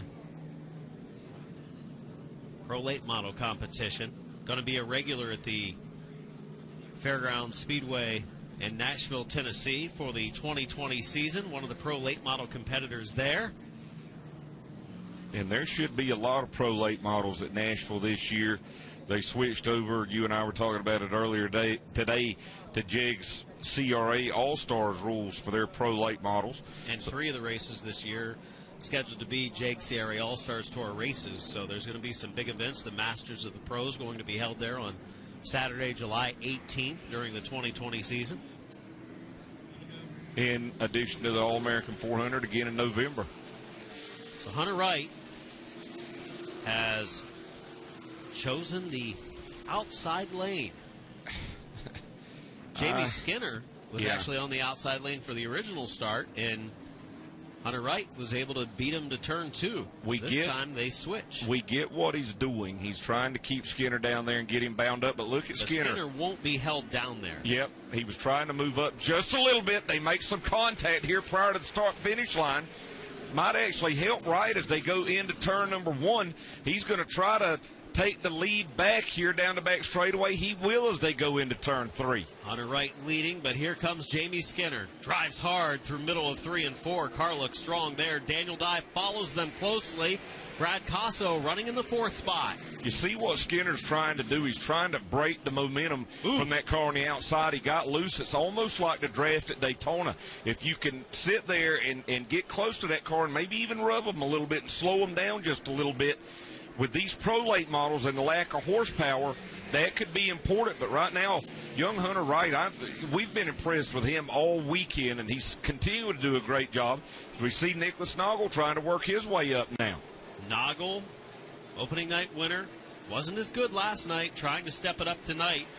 8th place right now, Nicholas Noggle has Jarek Johnson on the inside. Boy, Chuck Tuck brought it off way sideways. He was right at the top of our screen as we watch him battle down in 1 and 2. Back to the leaders. I think why Jamie Skinner in that 5 car is being so aggressive right now, he is a bit faster than this 29 of Hunter Wright. Maybe not a lot, but he is a bit faster. But the longer it takes him to get around Hunter Wright, that allows Daniel Dye in that 43 car to close in, and others. And again, the hotter the tires get here for Skinner, it's going to be harder for him to pass. But I think he'll start using up more lanes at that point, too, Alan. I think he'll start to get up and rub side by side a little bit with Hunter Wright as he does go up the track here, and now he's got a really good run. This time he doesn't get free coming off of 2. Side by side as they head to 3. A little bit of door hit going into 3, a little bit more. Side by side, racing. Wow, and a lot There's of contact. More contact. Into the wall goes Hunter Wright. We could see it coming. And it was 2 or 3 times they had made some contact down in 3 and 4, and I said eventually I think he's going to start to use up a little more real estate because he won't keep it pinched down. He'll go up the track, and it's kind of what happened there. He didn't take him way up the track, but they bumped tires just enough to turn that car sideways. And he was on such a ragged edge, was Jamie Skinner in that 5 car down on the bottom.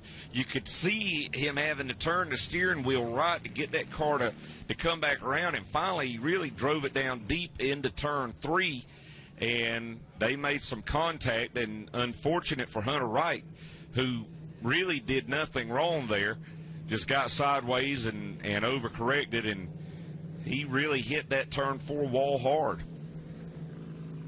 So contact between the top 2. Skinner and Wright make the contact, and Wright, badly damaged number 29 car, has had a couple of good nights of racing, and obviously frustrated is Hunter Wright. And I think, when you look at Hunter there, he's saying, what could I have done different? Short of, just letting him go. Which, and would that maybe not have been a bad idea? Because, maybe not. 10 laps into the race, and there he is, showing Jamie Skinner pointing at his head. We know Jamie Skinner's the most aggressive driver at the World Series, I would say, in any division. And now we can just add another driver to the list of drivers that are mad. All right, here they go down the back straightaway into turn 3 as we take a look on our track pass replay. And you see Skinner there again. He just kind of goes up and side swaps Hunter Wright, and then the 43 car was down on the inside. Another look here. And he would have been able to keep it off the wall, but Daniel Dye was already there, so he bounced off of Daniel Dye, and that's what shot him back up the track. There's the contact in turn 4, and as Dye tries to work his way around, and again, no fault of Dye. He's just trying to stay out of the wreck. As he said tonight, he said 2 cars are faster. I don't think he was talking about the 29. I think he was talking about the 50 and the 5. He said, but I'm going to end up in victory lane because there's going to be a wreck. Well, there's a wreck. It's a different person that gets in the wall, and it was a hard hit for Hunter Wright. Good job for Brad Casso, too, in that 12 car to avoid. He's having a good run so far tonight, up in 3rd. And Hunter Wright rightfully disappointed. And, it was not a lot. I mean, you could look at Jamie Skinner's car number 5 in relation to the yellow line. I did it again. Yellow line that divides the apron from the racing surface. And his car just inched up a little bit, got into Hunter Wright, and there we see the result. You know how you could fix a problem, Alan? Please tell me. Tomorrow. Or tomorrow. Yeah. Maybe you run down the road, find a paint store, buy some white paint, and come to the track before practice starts and paint the line at the bottom of the track white. Then I'll say white. I have to say white. As the 29 of Hunter Wright makes his way back into the pits. A bad break there. Crew has some work to do. A driver that had a couple of good runs, impressing as a young driver, the 29 of Hunter Wright. He was the 2019 Tennessee State Semi-Pro Legends champion, had finishes of 6th and 5th the first 2 nights. Tonight, not a finish, a DNF. Jamie Skinner now the leader here with 10 laps completed in the Alpha Prime Toyota. Daniel Dye now up in 2nd in the car number 43. Brad Casso will be 3rd in the car number 12. 4th will be the 28 of Connor Mosack. And 5th, last night's winner, the car number 50 of Jet Nolan. Back in 6th will be the 51 of Hayden Sprague. He was the runner-up last night. 7th will be the car number 76 of Jarek Johnson. And 8th will be the 08 of Nicholas Noggle. 9th will be the 28W of Bobby Wilberg. And in 10th will be the car number 9 of Hudson Halter. Look at that damage on Hunter Wright's car number 29. Good look at it there. Looks kind of like the red truck looked last night. Where he hit pretty hard, hoping and keeping my fingers crossed for the team that it's mostly suspension, hold-on stuff. But and the good thing for him is the pro-lates are not racing tomorrow night. They got a couple days. Yeah, they got a couple of days, and that's going to be good not only for him, but the super lates, the Florida modifieds, they've raced every night so far the World Series. It's going to give them a couple of nights before they need to get back, and I think you'll see a lot of repairs. Look at the right side door on that car number 43 of Daniel Dye. He was fortunate he got hit in the door because it didn't really sustain any major damage to the right front or the right rear. Had he got hit in the right front, it would have definitely knocked off the right front, or the right rear might have had some rear end damage. So he should be able to continue. I'm impressed with the Casso 12, a brand new car for him that they debuted last night. He only had a few laps of practice on it and raced it last night. Said he was pretty happy with it, and it's even better tonight. They're fine-tuning it, and I think their Pro Late model is going to be pretty good. And Brad races a lot of big races around the country. Chili Willie at Tucson. He's raced in the Slinger Nationals in Wisconsin. And hoping for a good run here tonight in the World Series.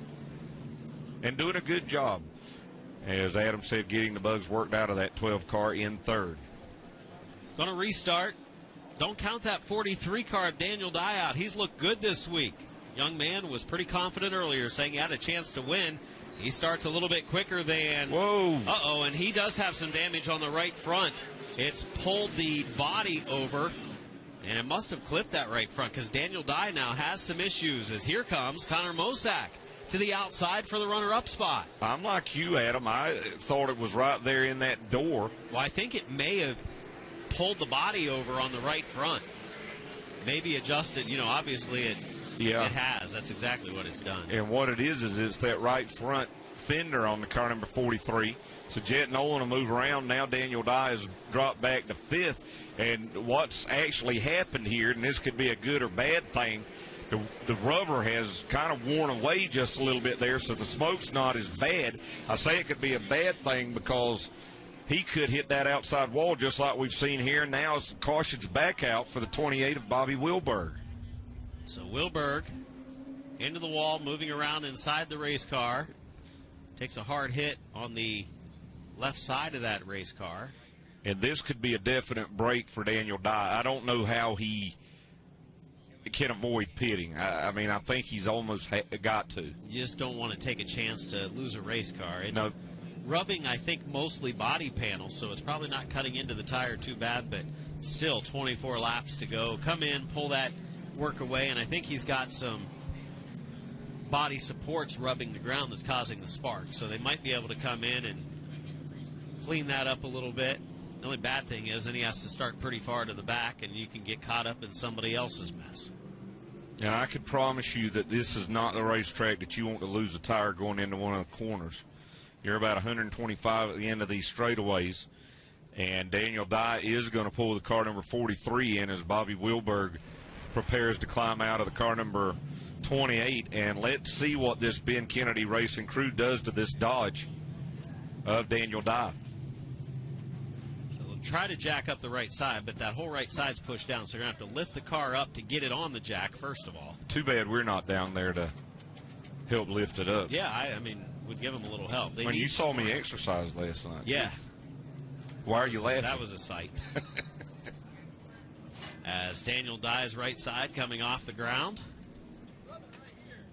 And they can see where it's rubbing. It's just on, they're going to cut that fender away. Yep, time for the Sawzall. News from the Tech area. The 112 of Grill in the Florida Modified finished second place. Has been disqualified for a weight violation. Too light for the Florida Modified. So a pretty good run for Augie Grill, but it's taken away because of a weight violation. Our first disqualification in the Florida Mods this week. We had a couple in the Wheelman Sportsman last night. 2 of the top 5, including the winner, disqualified. And also had 1 after qualifying yesterday in that Wheelman class. So a few disqualifications here over the last couple of nights. And thanks to Speed 51 for that tidbit.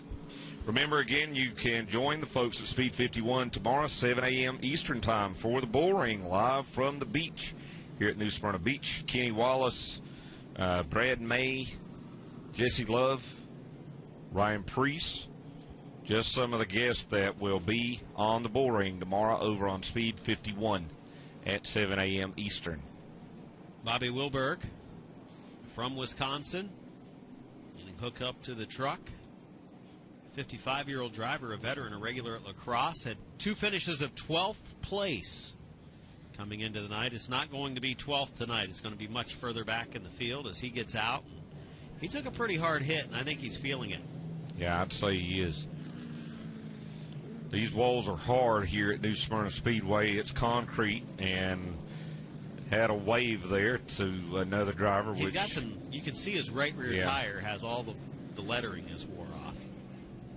Tells you he might have had a little help there. Still shaking his head a little bit, so. I'm only making a conjecture. He makes his way back to the infield. Hopefully that doesn't end his week. And again, as we said, he's going to have a couple of days here. You know, when we've seen several drivers with damage from an accident the night before be able to get these cars repaired, how they do it and how they make them just as good, and sometimes it seems like even better than they were prior to these crashes. I had no idea, but all these crews do a really good job. As we see right now, the Metra Dodge crew of Daniel Dye finishing up the repairs here on this 43. Again, if you're new to short track racing, these laps are not counting, so Daniel Dye not losing laps here in the pits, so the team can take their time. And this is a great opportunity. You see them torquing those lug nuts on the right rear, and they cut that fender away, as you mentioned, Adam, up on the right front, and they've done what they can to at least secure this right side door on the car number 43. So back out goes Daniel Dye, and he was so happy with his 43 car in practice earlier.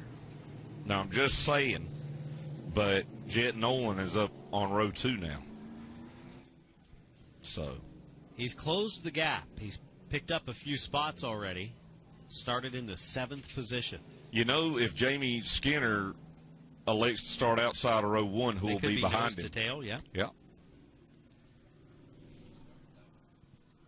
24 laps to go, 11 laps completed. If you weren't watching last night, Jamie Skinner was the leader, was on the outside of the first row for a restart. Connor Mosack was inside of him.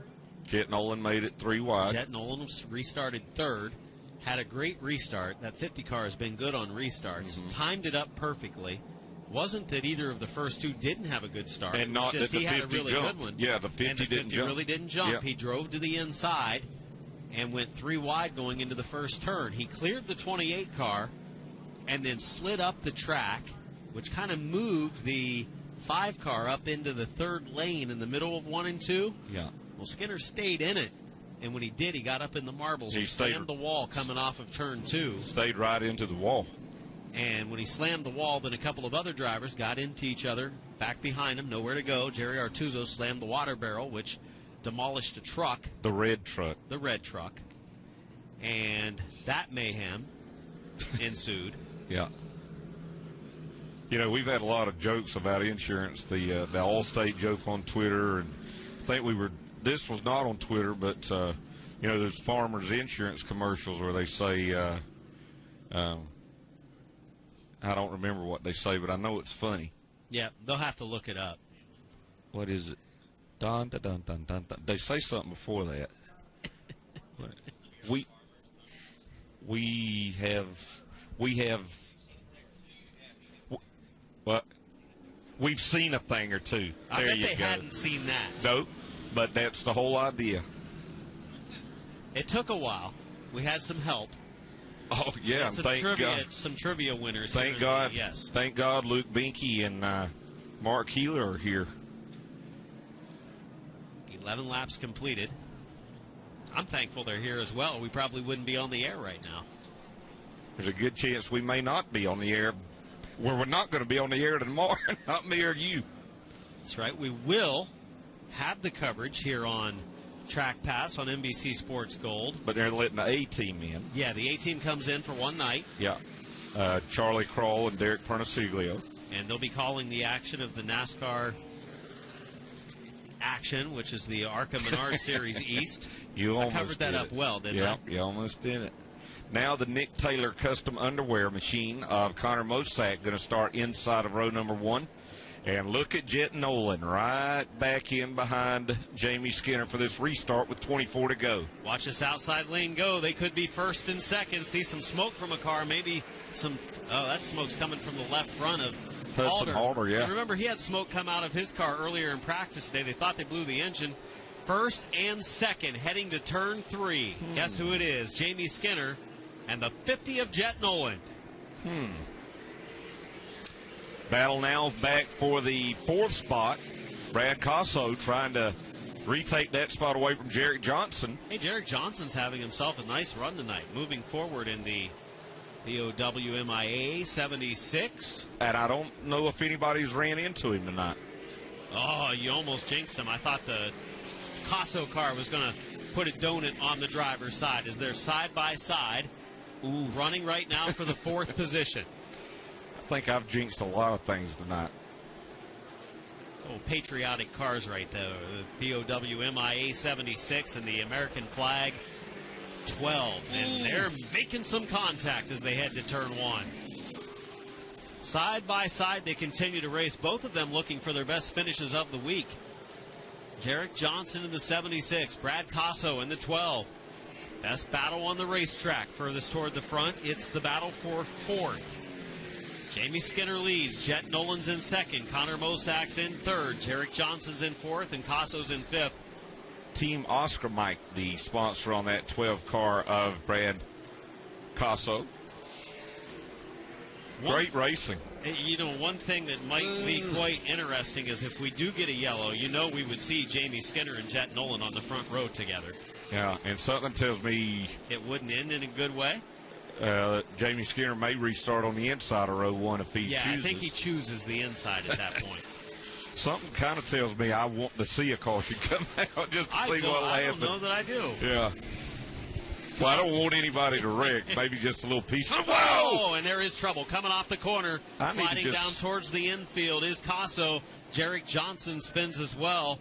They had run side by side for a number of laps, and you can only do it so long. And I mentioned it earlier when I was talking about Wayne Parker and Travis Eddy. Even if you're a really extremely talented driver, it just takes that one little bobble. It's so hard to run side by side and keep your momentum up when you're on that inside lane without accidentally getting up into the driver on the outside. I think I need to just quit talking, because it seems like everything I say that we don't want to see happen ends up happening. Not only did Jarek Johnson get some contact there, but enough to bring the caution out. And as you said, it just, with these Pro Late models, you have to do everything you can to keep it wound up on the outside, and that really puts that car on the bottom on edge. And as you said, especially whenever you come out of the corners, it just doesn't take a whole lot to cause one of these cars to go around.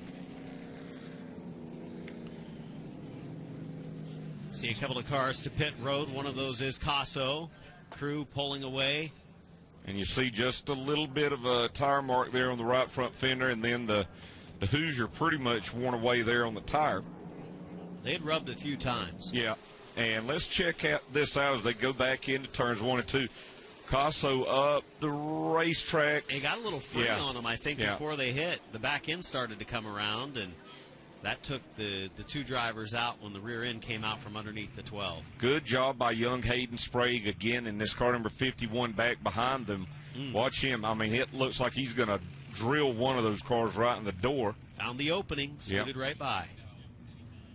Right around the halfway mark of the race, 17 complete, 18 laps to go in our Pro Late Model 35 to wrap up our evening. And the two drivers that did not make friends last night, Jamie Skinner in the 5, Jet Nolan in the 50.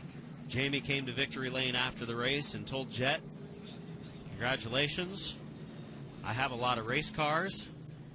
There are a lot of nights left. And now Jet Nolan has moved up 5 spots in this race from 7th to 2nd to race with Jamie Skinner. And he's the points leader.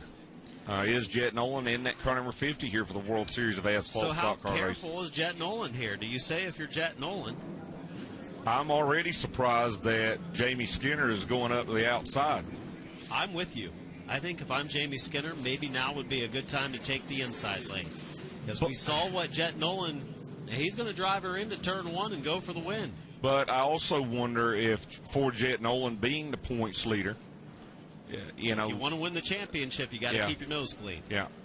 And he knows that there's a little bit of a target on his back, but he is driving him pretty close to touch right there in turn 4. Connor Mosak, a little bit of contact then with Nolan. It's going to be Skinner leading into turn 1 by half a car length. Up the track they go. He clears them, and they're clean and green coming off of turn 2.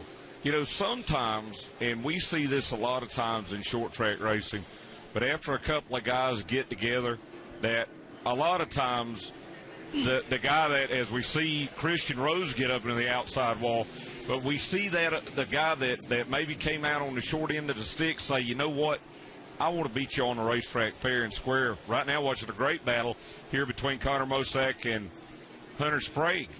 Sprague. I did it too earlier. It's my fault. Hayden Sprague having a good run tonight in the 51 car, but having an even better run. Oh, contact from Selzy. Selzy moves him over. Oh, here comes Holt. He gets look contact. at this. And Big Noggle wreck. down into the inside wall. Nicholas Noggle with damage on the left side of the race car, and that's going to bring out the yellow. And, you know, I was just about to say what a good job Gio Selzy has done in that 16 Napa machine. This is his best run so far in the Pro Lates. But, you know, it all kind of started when he made some contact with the over in turns 1 and 2, and then from there it just seemed like the cars kept making contact as they worked down the back straightaway, and eventually they were not all able to gather it up, and you got Hayden Sprague and Hudson Halter crashed together there on the back straightaway. 16 to go. Jamie Skinner, the leader. Jet Noland in second. Connor Mosack third. Gio Selzy in fourth. And Hayden Sprague in fifth.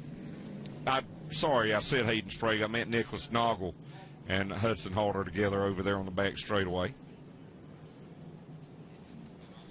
Wow. They had a clean restart. You know, they made a little contact in turn 4 before they got the green, but they were just racing side by side. They got underway, and then Skinner was able to clear him down in turn 1, so that worked out good on the outside. I think he'll choose the outside lane again. It worked out okay for him that time, but it's close. It's got to be something that's in your mind, like, do I dare give him a chance on the inside to go into the corner? If he's still beside me when I get to turn 1, anything can happen. And you see Skinner's got his hand out the window. It is warm here tonight, and he's just trying to redirect some air into the cockpit of that 5 car. And we'll have a replay here momentarily for you of what happened when Hayden Sprague got sideways, and then Nicholas Noggle and Hudson Halter kind of became a victim of circumstance. Past the halfway mark, 19 complete, 16 laps to go.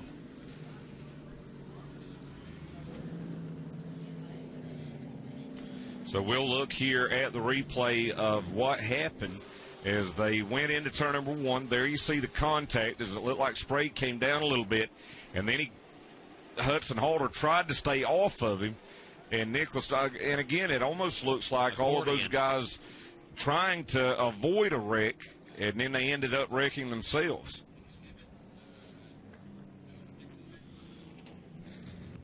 Here they come, and you see Halter will turn the 9 car down left, but and when he checks up, yep, and the 08 gets into the back of him. Off the ground goes Noggle. Daniel Dye able to squeeze through. It's going to help him pick up a couple spots. I think these guys are going to need that extra day, Adam. Yeah, the Pro Lates, really probably the roughest race of the week for the Pro Lates. We've seen a lot of green flag racing for this class. Now, obviously, that one crash on a restart last night tore up some cars. All right, here's a different angle, and you see again, Halter tries to steer away, but then he gets caught in the right rear by Noggle, and just not a whole lot you can do from there. And Noggle really got into that inside wall pretty good, rode up on it a little bit. There's Derek Griffith. He'll be in the ARCA Menard Series East race tomorrow night. He doesn't know what to do with his hands, he said. Ricky Bobby down there. Yeah. 16 laps to go.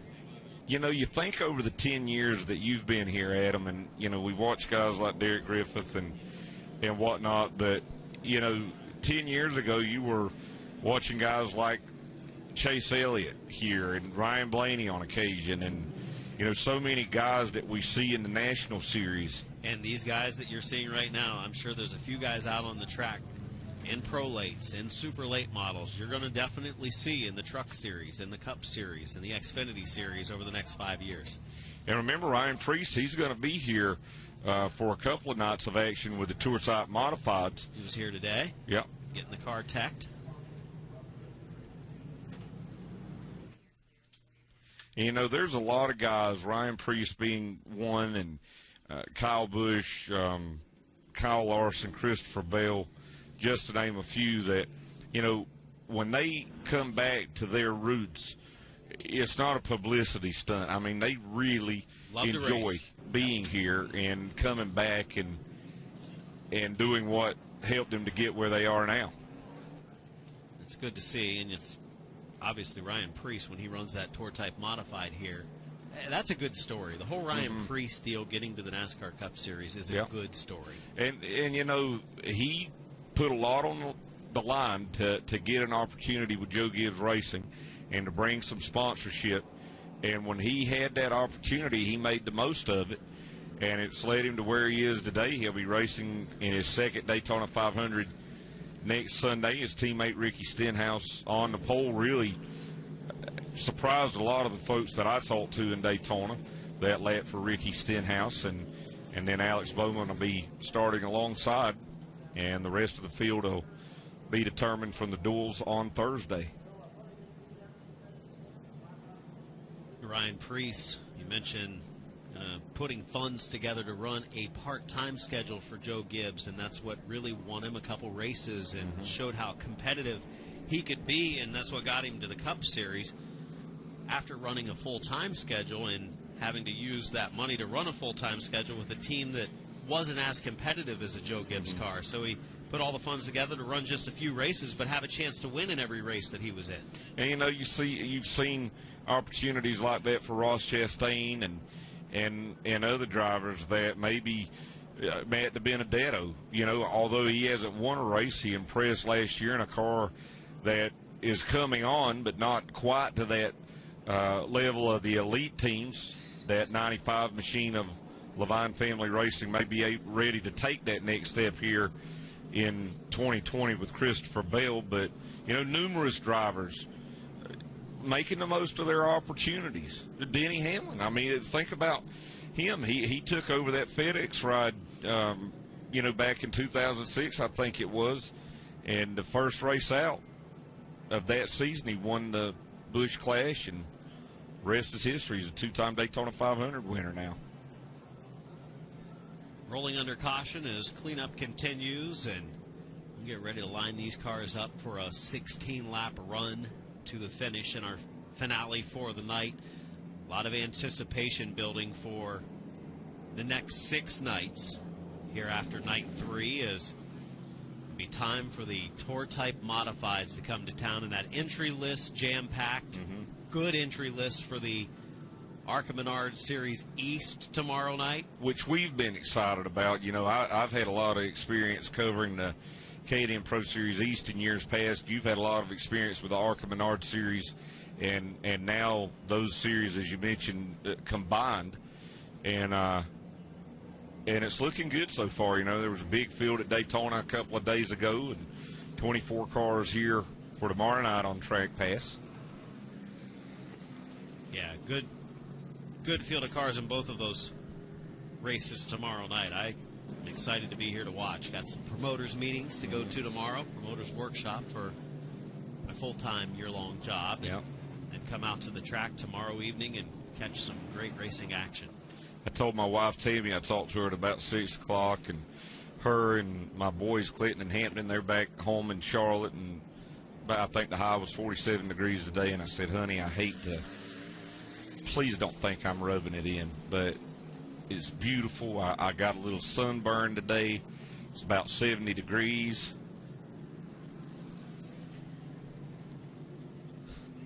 It is. I don't know that it's rubbing it in. It's just telling, you know, the facts. Yeah. And she said, you know what, honey? You deserve it. You're a good man. You work hard. You deserve everything that comes to you in life. I bet. No, that's she's exactly a good. what She's said. a good old gal. She'd be proud of you talking about her tonight on the air, Alan. But I'm sure she's not watching. Somebody will have to tell her. She's going to catch the rerun later tonight. Oh, yeah. She's going to watch the it archive, on demand. 60 degrees right now at 9:25. We're an hour and a half away from that rocket launch, Alan. Well, Closing up a little bit. Closing up a little bit. You thought I was joking around. We've been told there could be a rocket launch coming up with these two guys on the front row. I'll tell you what, I wouldn't put it past.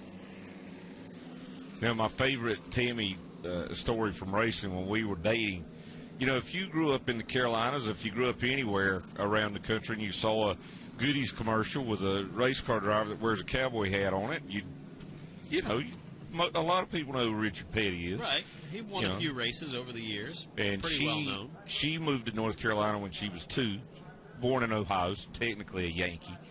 But she moved to North Carolina whenever she was 2. And I said, who is that? She's like, I don't know. She said, who is that? You know who she said it was? Country singer? No, I would have been okay with that. She said Mario Andretti. Oh. Yeah. Well, she knew it was a race car driver. Well, and a good race car driver. Give her that. I mean, talking famous from IndyCar, famous from NASCAR. Yeah. Just, you know. Yeah. Just had the wrong tour. I definitely did not marry her for her racing knowledge. But she didn't marry me for my wallet either, which I remind her of that. That makes her a good girl. She's a good gal. Good gal. All right, so we get to Winter Green this time with 16 laps to go. And again, Jamie Skinner going to elect to start on the outside. Boy, I think that's tempting. It is tempting fate just a little. Skinner's the leader on the outside. Nolan on the inside. Connor Mosack might be in a good spot if he can squeeze through. And look at these guys crowding each other. Hayden Sprague, here we go, rubbing a little paint, getting the restart. It's a good restart for the 50. They're going to be side by side, heading into turn 1. They door each other a little bit, going into turn 2, up the track a little bit. He gives them room coming off the second corner, down the backstretch, battle for the lead in turn 3. I think we know what's about to happen here if that 50 gets in front of Jamie Skinner. And I'll give it, and again, they make contact. They make a lot of contact in the turn. This is exactly what we saw last night going into turn 1. This is where it happened. Oh, we've got the 73 car slowing. 76 of Jarek Johnson. Wow, and he gets down the corner. There it was. Skinner makes the contact with Jet Nolan, and a hard impact with the wall in turn number 3. He got into the back of the 50 car heading into the third turn, and Nolan backs it in hard, and you knew it was coming. Yeah.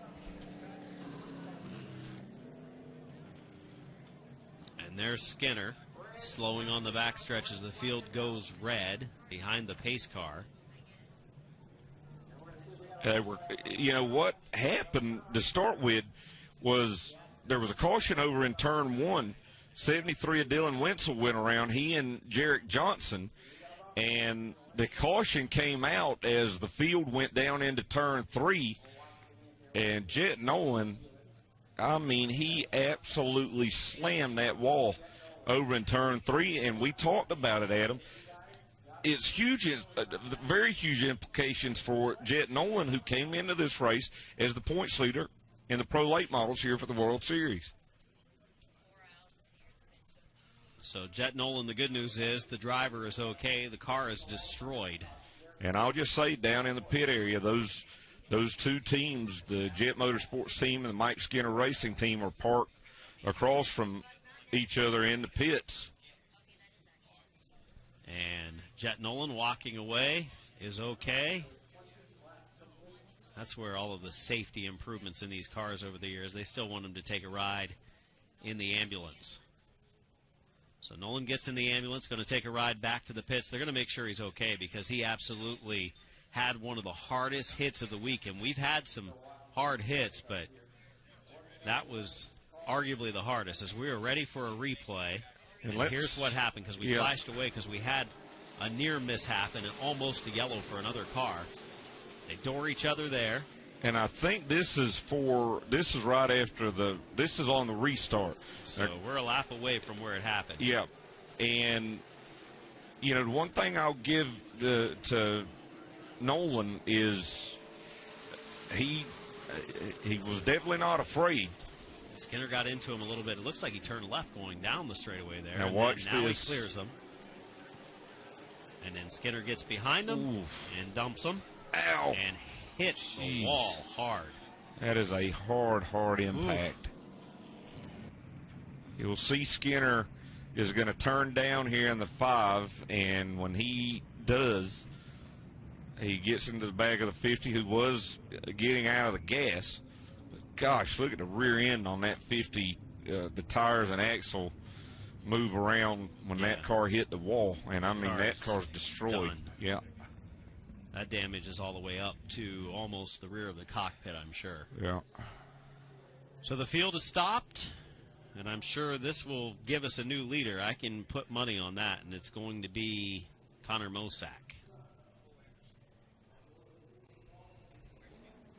So Connor Mosack was in the third spot, and I mentioned before we restarted, I said Connor Mosack might be in a good spot if he can find the opening. Daniel Dye might still be in a good spot in that 43 car. He was in sixth. That's going to move him up to fourth. Yeah. He's still in competition here. I think Connor Mosack's going to be tough to beat. But hate to see any car get destroyed, but I think we had talked about it last night, and we talked about it today, and if the situation was right, it was going to happen, and it did happen. And I'll tell you the one thing that you got to say about it is, if anything, if you want to put blame on anybody, I think you could put it kind of equal, because neither driver was given an inch to the other driver. They were crowding one another. They were intentionally crowding one another. And, you know, we saw what happened last night that sent Skinner up into the outside wall. You know, we're on night 3. And we've got a destroyed race car, and not what you like to see. There are the drivers that remain up in our top 6 or so. Chuck Tuck having himself a decent run, going to be up in the top 5. And we have gotten confirmation from our friends at Speed 51 that the 5 of Jamie Skinner will be sent to the rear for his involvement in that crash. Here's another look. This is from the restart. I think Nolan came up and hit him a little bit going into 1 that time. Yeah, I think that's pretty clear, which, you know, down the just backstretch. Probably clean down the backstretch. Ticked Skinner off. Nolan gives him plenty of room in 3 and 4. And then he's going to get on the real front stretch. ticked I off. feel like the 5 turns left. Yep, I agree. 5 turns left I agree. there. I didn't agree initially, but now rewatching it, I think you're right. And down the back. What happened here? Room, and then he just dumps him. So. 4 hits that time. The first hit, I thought Nolan went up. Second time, I thought 5 went down. Third time, 5 drove through him.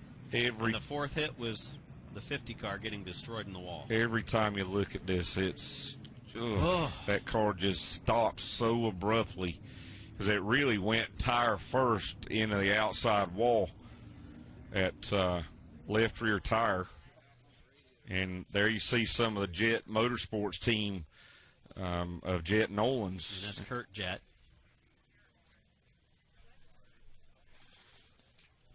Looking on.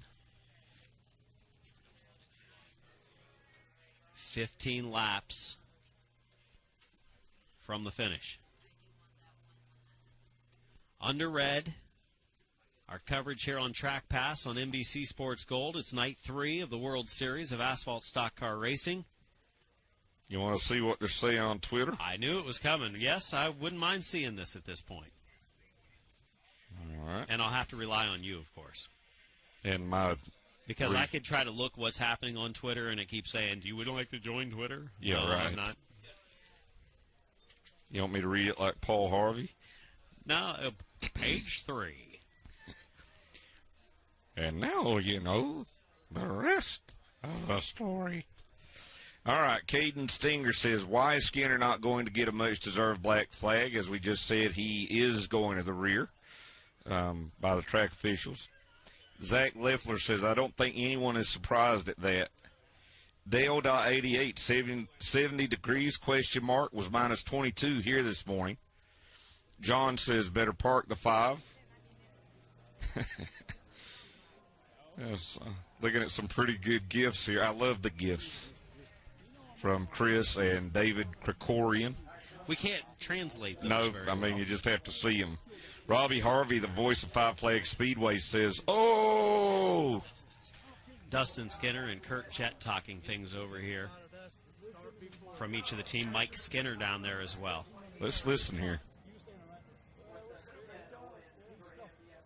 One of the CRA turned NASCAR officials for the week down there. Eddie Chu back there to help go from tech official. Mike Skinner says, I don't think he was trying to hurt somebody.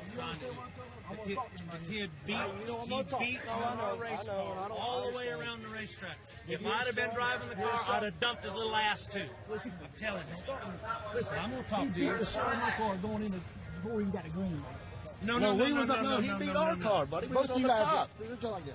Listen. No. I agree with you. We dumped you. I agree with you that he kept beating us but up you the beat us racetrack. all the way up the racetrack down there. The restart before who hit who? This was this restart. The restart before who? This shit builds up. I know. This What he restart, did, he ran us up the track. I agree with you. I'm not going to disagree with you. I agree with that. I agree with that 100%. But on the radio, I'm just telling you what he said. I'm not driving it. I'm just communicating with you. Said he niggered him up, ran him up the racetrack, and then he come down here, plowed him again, and 1-2 on the start. He needs to quit running into our race car, and we'll quit wrecking him. Mike, did you run into Jeff Chiquette here 3 years ago? Yes, tried I to did. hurt you that wall? No, I Yes, didn't you try to. did. No, Yes, I didn't got try the to put replay. him. Chiquette said I didn't try. says, do you remember Mike doing this to me? I did not try to put him up the wall. I went up there and You did exactly what you just said, the N-word. Is what you did to us. Well, you know, what we're seeing there is at least they're talking, you know, and this could be a lot different, and there's not to say that it might not be a lot different at some other time, but they're talking. Yeah. And obviously, the two drivers were the ones doing it on the racetrack. So they're having a somewhat civil conversation down in the pits. And Eddie Chu, the lead tech inspector for the week, And we do playing referee apologize down there. We do apologize for the language there, but you know, we're fans like you, and we want to know what these teams are saying, and they're going different ways. And you know, you mentioned Eddie Chu. I will give it to the CRA officials working here for the NASCAR this weekend. They let them talk, you know, and I think a lot of times when officials start pulling on people, trying to get them apart, they just make it worse. And it was a fairly civil conversation, Yeah. given all of the circumstances the last couple of nights there. 15 laps from the finish under red, still waiting for the 50 car of Chet Nolan to come to the pits. Mike Foster says Skinner's taking out two guys tonight. He has a weapon out there.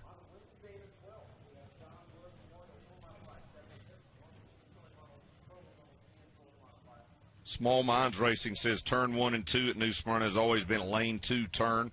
50 Pro Late model needs to learn that. Bobby Hurt and old Jet Nolan got used up. As the comments continue here, and remember you can make your comments and use hashtag trackpass as Jet Nolan gets towed back on 2 wreckers. And again, we're going back to the initial restart there, and as we are kind of analyzing here, it looked like the 50 moved up a little bit there in turn 1. They run clean in 3 and 4. And then the 5, I believe, turns left down the front straightaway. Here's where we slow-mo it. He's against the wall. 50's giving him a little bit of room.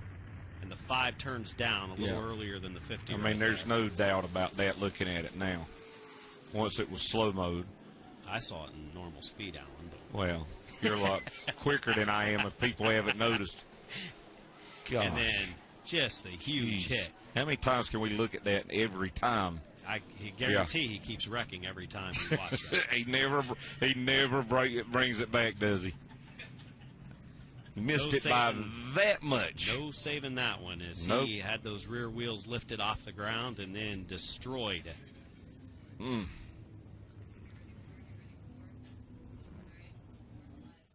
Stephen Nassy looking on. Now, remember, he's a teammate of Jet Nolan. I told him earlier in the pits today, I said, there might be a little scrapping going on tonight. He said, it's not me. Nope. He said, Nasty Nolan. That's his teammate, Nasty Nolan. which we joke if you don't know about Stephen Nasty. He's got 2 nicknames over his driver door. It's Classy Nasty, and as he explained to me, the reason it says Nasty Nasty over the right side door is because when he had an incident with Donnie Wilson at Five Flag Speedway, he had to climb out the right side door, so he said, let's put Nasty on that side. So it's like the yin and yang, I guess. Stephen Nasty wasn't going to race tonight in super late model action, but he practiced today to get it fine-tuned and said, yeah, the car's pretty good, so he wanted to race tonight and looked good early in the race, but kind of faded away down the stretch. They're taking a very slow trip down the backstretch. You can see it on our camera. I told you, I don't know if we're going to be out of here before that rocket launch. Yeah, well, I am heading straight to the car as soon as that checkered flag waves. And you're going to Cape Canaveral. From the beach. That's right. You're going to Cape Canaveral. We've had members of our team that have done that before.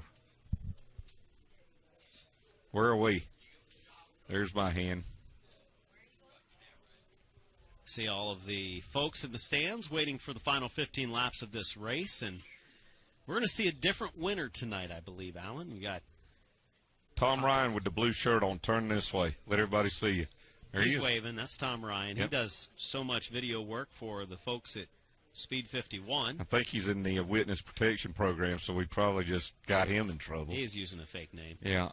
Yeah, he he's shaved actually his named mustache this week. So. Ryan Thomas. A lot of fun being here at the World Series. If you've never come down here as a fan or participant, if you race, it's a cool place to be. Yes, it is. And by cool, I don't mean temperature-wise, because it's warming up and it's going to be very comfortable over the next week. Well, if anything, it's going to be hot. Yeah, it's going to be too hot. Definitely bring an array of apparel when you come here. Mm-hmm. Yeah. You want to wear shorts during the day. You may want to change into some long pants at night as it cools down. Yeah. During the winter months here in Florida. That's the great thing about a mullet. When it's cold, your neck's warm. When it's hot, your forehead's cool. Right.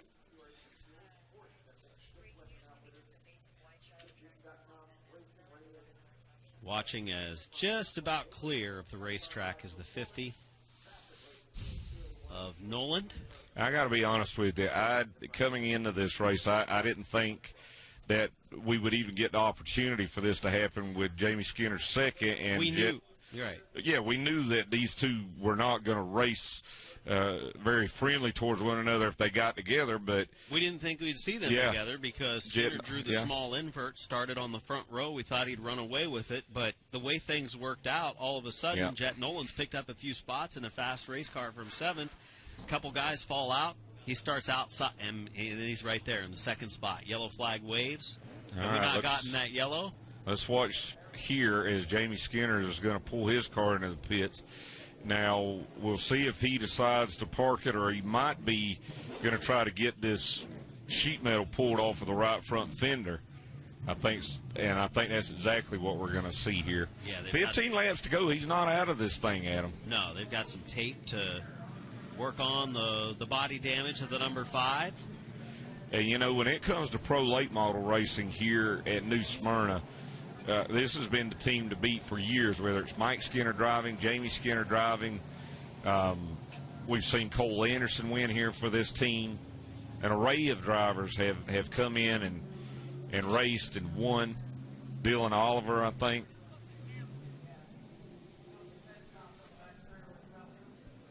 So still going to work on the number 5 Skinner machine, and this car is still going to be fast, so a chance to pick up some spots. We still have 10 to 12 cars at least on the racetrack. And there you see Mike Skinner, Jamie's dad, with the pullover there back behind the crew members on the right front.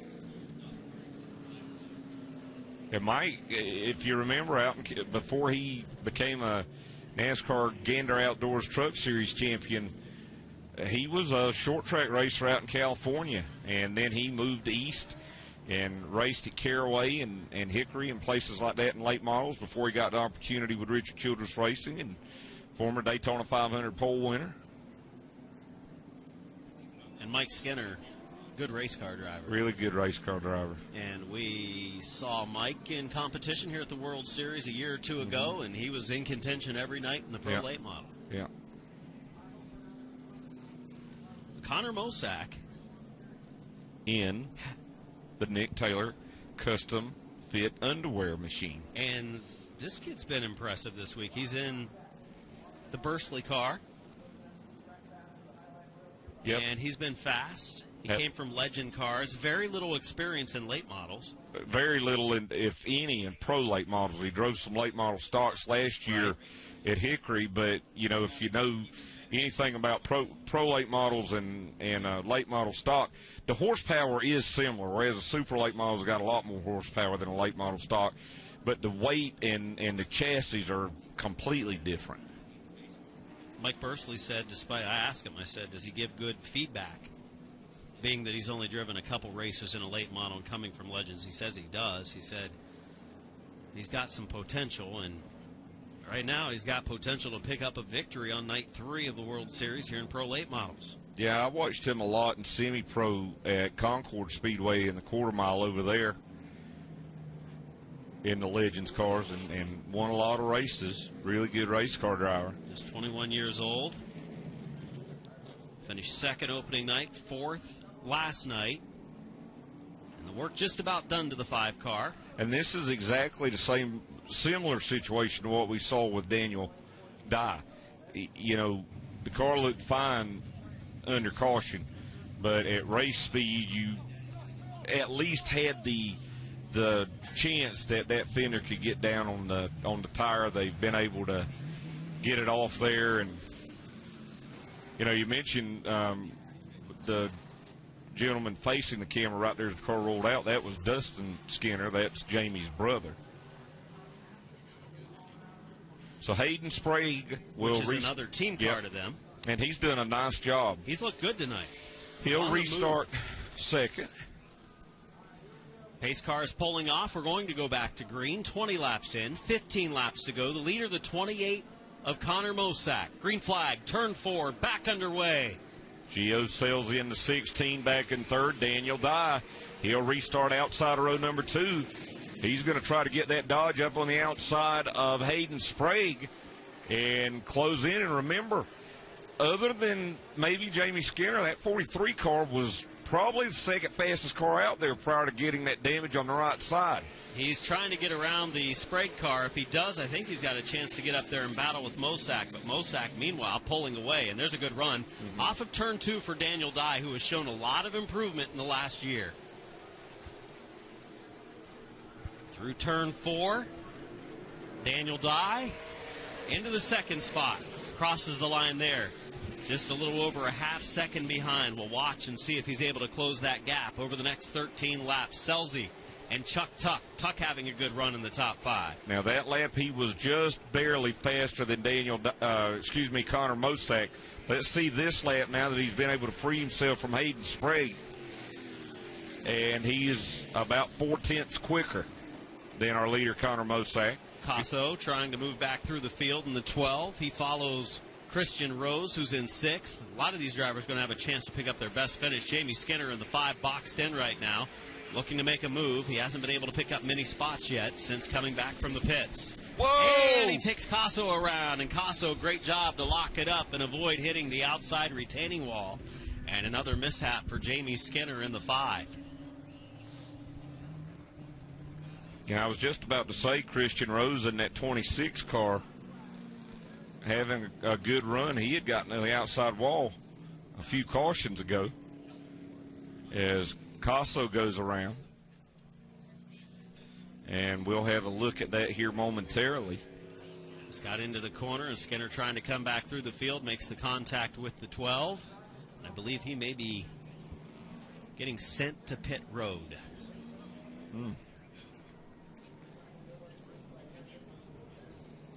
So there's the 12 of Casso, brand new race car, and very close to getting into the wall that time. And they have, officials have sent the 5 of Skinner to the pits. Now, let's He's see. going to be done for the night. Yeah. We'll have to see what happens here. He's involved in a few of them this evening, as he pulls down into the infield. Yep, back behind the wall.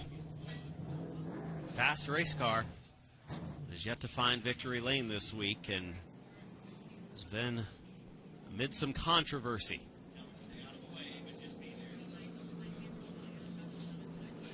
And you see Dustin Skinner not too happy throwing that water bottle.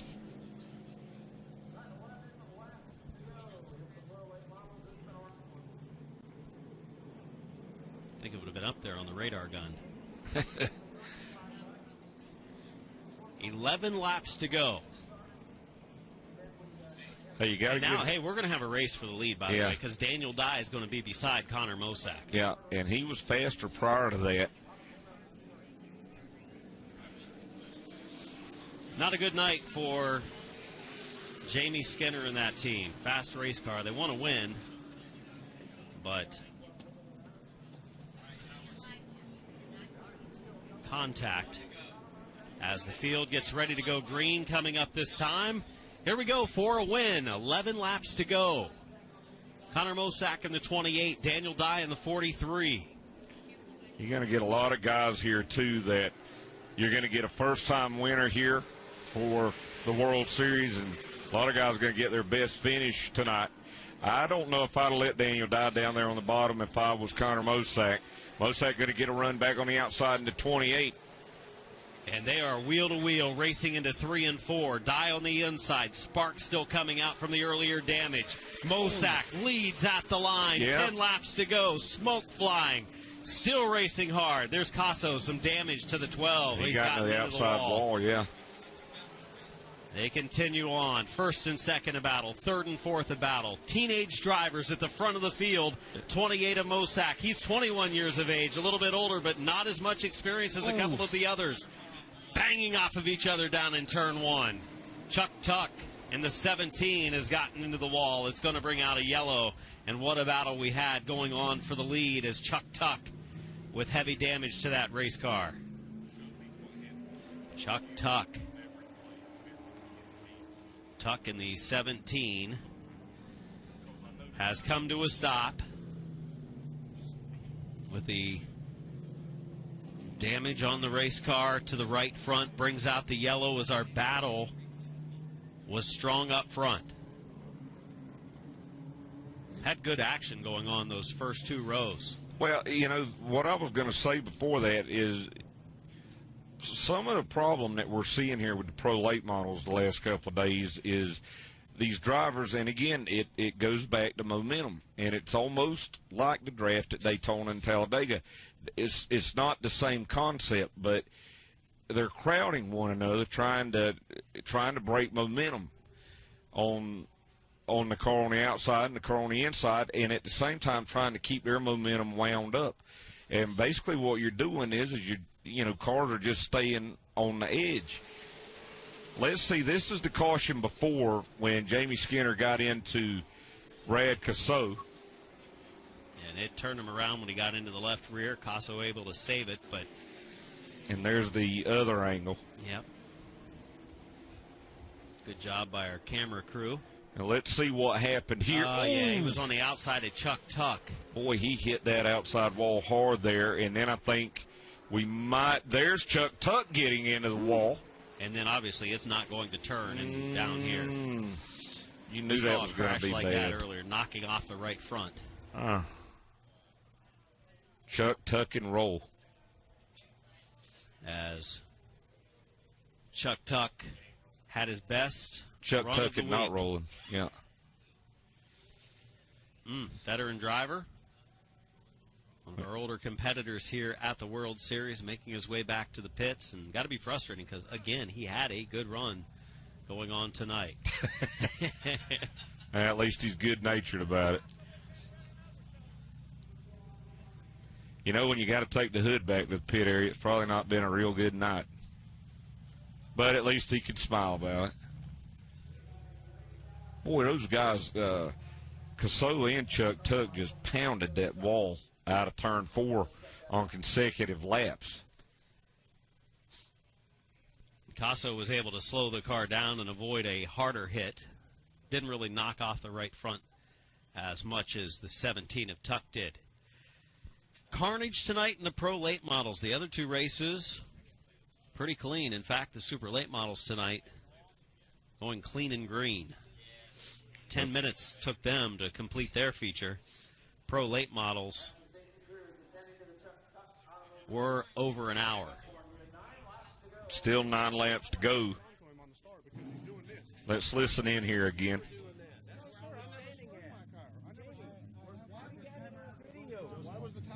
We have it on video. Please cut the camera off. And now, Jamie Skinner and Pat Jett talking things over.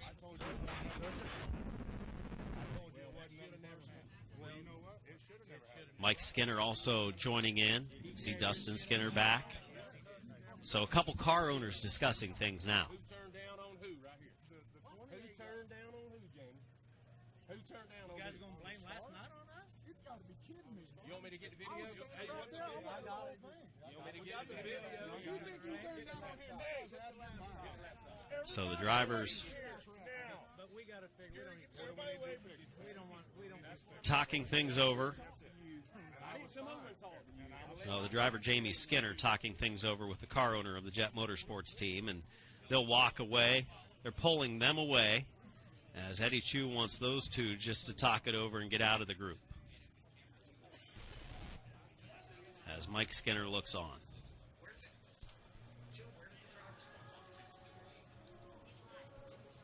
Oh, the drama of the Pro Late Models this week, Alan. Wow, it seems like there's always one or two divisions like that here at the World Series. I think the Pro Late Models are the leaders in that category. And again, I think it is just as I was saying, it's just a matter of the type of car and the type of racetrack where you have to keep the momentum wound up, but we've got guys breaking momentum. Mm-hmm. You know, they're crowding each other when they go down into these corners trying to break each other's momentum. And then it's a matter of what do you consider crowding? Yeah. Because if you give somebody a whole lower lane, almost the same situation as Bubba Pollard and Stephen Nasse at Watermelon Capital. A lot of people said Stephen Nasse was crowding him. Well, what I saw, he was giving him the bottom lane, but he didn't give him much else. I was thinking the exact same thing. And Bubba Pollard wanted a lane and a half to keep his momentum up. Yep, and you're exactly right. I mean, I had the same thought right at the same time as you, which is really scary. But for me, yes. Yeah, that's what I was thinking for you. But that situation at Watermelon Capital Speedway in Speedfest, you know, guys racing hard, but you know, part of what you're doing when you're crowding that guy, especially with a super late model, is you know you're thinking that you're gonna that guy on the inside is gonna back off. You know, he's going to turn it down, and you're still going to, and it comes back to momentum again, and you're going to be able to get that run on the outside and pull them out of the corner. But you know what? These guys, I love good, hard racing. I'm enjoying it, but I'm not paying the bills for these cars. Right. So that they, as far as I'm concerned, they can do whatever they want to. And I think that that's what they got to figure out. If they want to, you know, keep tearing cars up every night, then that's their prerogative. And in the long run, nobody wins when that happens. Nope. Jamie Skinner didn't win a race tonight because it happened. No. And obviously Jet Nolan didn't win a race as he has a terribly torn-up race car. And we're down to 6 cars. Does feel like Daytona. Very similar to what we saw earlier today at the big track. Only those were multi-car pile-ups. We've had more. With the best drivers in the world. Yes. It's a result of big track racing. As we watch the 28 of Connor Mosack and Daniel Dye, they had a great battle going on. These two young drivers, Daniel Dye even younger than Connor Mosack, but he has just as much pro late model experience. And what, Hayden Sprague, I think he's 15, and Gio Selzy in the 16 car, he's 15. You know, a lot of good, young, talented drivers. The thing, you know, you got to say about Gio Selzy in that 16 car, too, yeah, he had a little bit of contact with Hayden Sprague, but for the most part, he has kept his nose clean for the last 3 nights of racing here for the Pro Late models, and all in preparation for tomorrow night's ARCA Menard Series East race here on Track Pass. He's learned a lot, I would say. We have 9 laps to go. The leader is Connor Mosack in the 28 car already. Yeah. Door to door. What are they doing? They're breaking momentum. Door to door, wheel to wheel at 20 mile an hour through turns 1 and 2. Get ready for a restart as Mosack and Daniel Dye. Let's race clean and green to the end. Those first 2 rows were battling hard. Ooh. Down to a heat race on a, Sunday night from the World Series. Mosack turns sideways. He's able to clear the 43 of Dye. Yeah, I think he spun the tires, and there's contact. Christian Rose gets into Jarek Johnson, and that's going to be a clip on the 76 car. Rear clip. Jarek Johnson does have another car down in the pit to back up if needed. And again, it's a couple nights away from their next race. Now, he's got another car here I saw down in the pit area, and I asked him if they were planning on using it at any point, and he said they were trying to figure this out, and he just waved at Christian Rose. 1 hour away from the rocket launch. Listen, you didn't believe me. We Our might be Super watching Late model it. race took 10 minutes tonight. Yeah.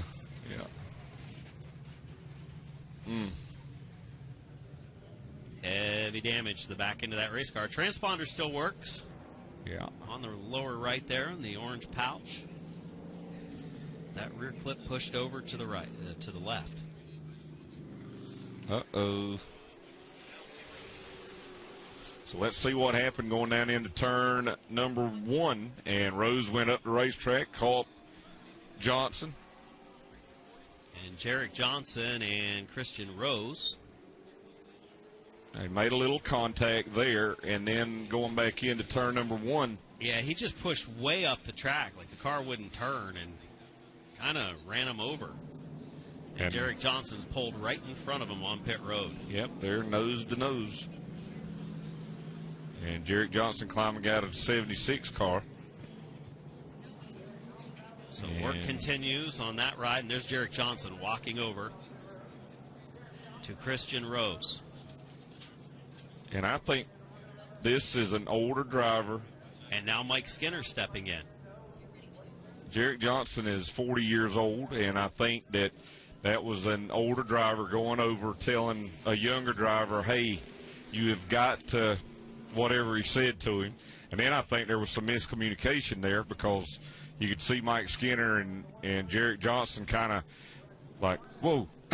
And then they realized, hey, we're just talking here. Getting ready for a restart, getting ready to go back green. 9 laps to go. You may get to interview the entire field. That remains, yes. And it's going to be Connor Mosack restarting out front. Daniel Dye in the 43. One of the cleanest cars on the racetrack, that 16 of Selzy, running in the 3rd spot. Yes, Selzy and Hayden Sprague, neither of those cars look too bad.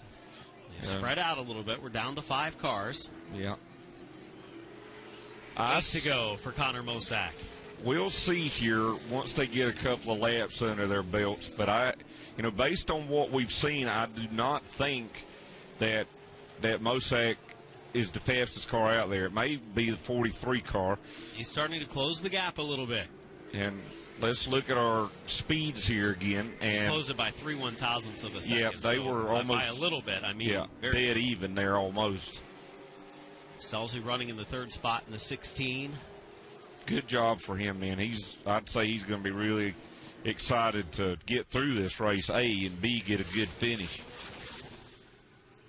Now, Connor Mosack was a little faster than Daniel Dye that lap. And they have spread out just a little bit. 5 laps to go this time for Connor Mosack. And you know, with all of these young drivers, you wonder if these crew chiefs and Daniel Dye, and he just avoids the wall in turn 2. Don't know what caused that. Something may have broken on the 43. May have a flat tire. Yeah, that right front. Something on the right front, and that is going to bring out a yellow. Now, go back to the problems he had earlier. Mm-hmm. We saw a lot of smoke from that piece of sheet metal that was on the tire. They didn't change the tire. They got the sheet metal off, and you got to think that whatever damage there was on that tire. Oh, yeah. Yeah. Oof.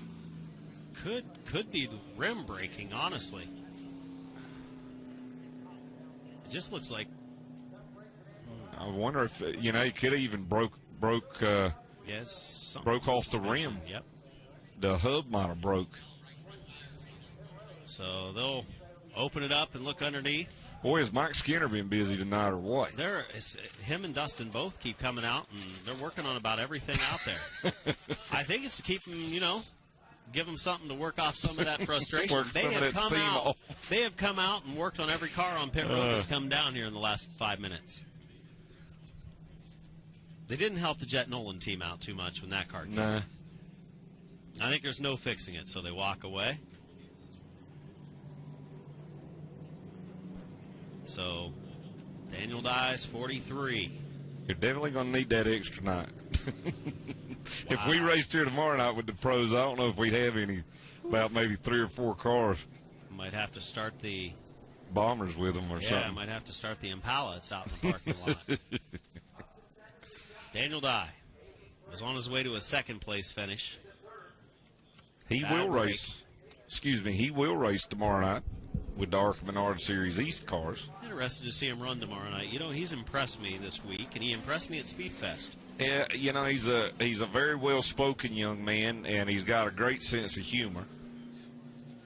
Had me laughing earlier, talking about he was going to end up in victory lane right over there because those other guys were going to wreck each other, and he had a big part of it right. He did have it Just right. Came up a little bit short. He's still going to get a top 5. So now Mosack restarts outside. 4 laps to go. Selzy, we're down to 3 cars. Not 4 cars. Laying back a little bit's David Weaver. He could win this thing. Good restart for Mosack. Well, and now Selzy's had a problem. Missed a shift. You can hear it backfire. He's going to get up to speed. He's got it going now. You know what? That's a product of this is what he's here for. He's moving from sprint cars and open wheel cars out in California on dirt. He's racing in the ARCA Menard Series East for the the ARCA Menard Series West for the championship. They're here this weekend. But this is what Gio Selzy is here for. He's driving a car for Derek Krause and learning how to shift gears and do restarts. And all of a sudden, Hayden Sprague has closed the gap a little bit on Mosack. 2 laps to go for the 2 young drivers as they exit turn 2. And he was 10th quicker last lap than Connor Mosack. Coming to the white flag this time. 1 lap to go for Connor Mosack. And Hayden Sprague. Sprague is there. He looks to the inside, coming off of turn 2 as they race to 3. Down the back straightaway here for the final time into turn number 3. Sprague's going to go for it. He gets into the back of Mosack. Around goes Mosack. He's going to go down pit lane. Hayden Sprague will take the checkered flag over Gio Selzy. Mosack turning back out onto the racetrack to get moving again, and pretty fitting of a finish. They didn't go yellow. They finished the race with a checkered and green, so we will watch and see how things play out, but I'll head down there and I might find out myself. And unofficially, David Weaver in that car number 11, a longtime competitor here. And the 51 of Hayden Sprague gets the black flag, I believe. And the winner will be the 16 of Gio Selzy. And Mark Keeler, who's here with us with Speed 51, unofficially, the 11 of David Weaver. That's his best career finish, we believe, as he'll finish in second. So the 51 of Hayden Sprague, black flag for rough driving. We'll have to see where they'll score him. But young Gio Selzy, the young man out of California, he'll race here tomorrow night in the ARCA Menard Series East. Will take his first career win in a stock car, and he'll do it here at the World Series at New Smyrna. And he just found out that he won the race. And I believe Adam Mackey is going to go down there and get a word with a very surprised winner in Victory Lane. Gio Selzy wins tonight. Oh, my goodness. What a crazy, crazy race. Could you believe it? You kind of kept this car pretty clean, and that was the key tonight to even be at the finish. Yeah, I don't even know what you call that. Yeah, I thought we actually had a shot at a win there and missed a shift. I don't even know what to say. I mean, you have so many good cars, and everyone just keeps crashing. I don't even, like I said, I don't know what to say. This is pretty cool I mean, you call it a win, I guess you can take them anywhere you can get them. Might be an asterisk next to this one, but yeah, it is what it is. Unbelievable. You got a big week still to go. You gained a lot of experience, and actually on that last restart, you missed a shift, I believe, on the front stretch. You could hear it pop. You got it into gear, and it all played out perfectly. Yeah, like I said, I'm not really sure what happened there, but thank you, Derek Krause and Mark Krause and my dad and Bill McAnally for setting this thing up. Yeah, I guess you got that one as a win. I don't really know what to say. Gio Selzy is almost speechless down here in Victory Lane after a crazy, crazy night. And you heard a lot of cheering going on, and it's because of our second-place finisher. A second-place finish for someone who has had his best career finish in a lot of races. David Weaver in tears down here. David, listen to the crowd cheering for you, man. What a finish. Thanks. These are the tires I bought opening night.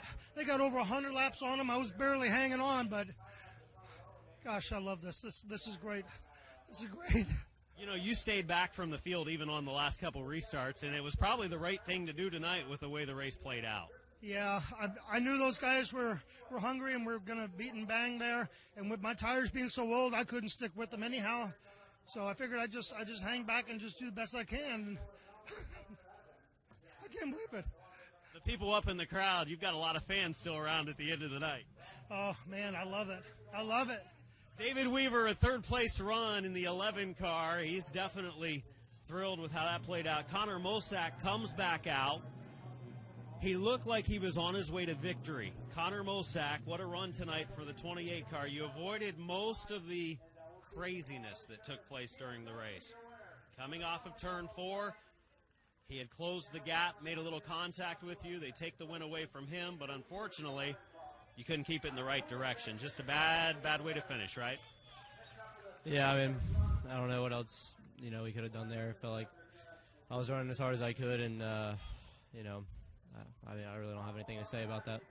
Did you know how close he was coming off of turn 4, going on that final lap? He kind of had a run at you? Yeah, I heard half back, and, I didn't want to overdrive the corner and give it to him, and I felt like I hit the corner about as good as I could, wanted to as well, so, I feel like we got a good restart there at the end. Maybe just, could have put a few better laps together. Have you ever been a part of a race that played out like that one did tonight? Not quite like this one, but especially the very end, had some crazy races, but yeah, not like this. Could be worse. You've got a race car in one piece. You finished podium again. It's been a decent week so far. Yeah, I'm happy with, where we finished and, what could have been. So, obviously, I'd rather be sitting over there in Victory Lane, but I think we'll be there for sure at some point this week. Connor Mosack, young driver, very little late model experience, but a third-place run tonight, but disheartened after the contact. Moves him out of the way, spins him down on pit road, coming to the checker just a half straight away from a first win. Alan? Thanks a lot as we look at the recap here.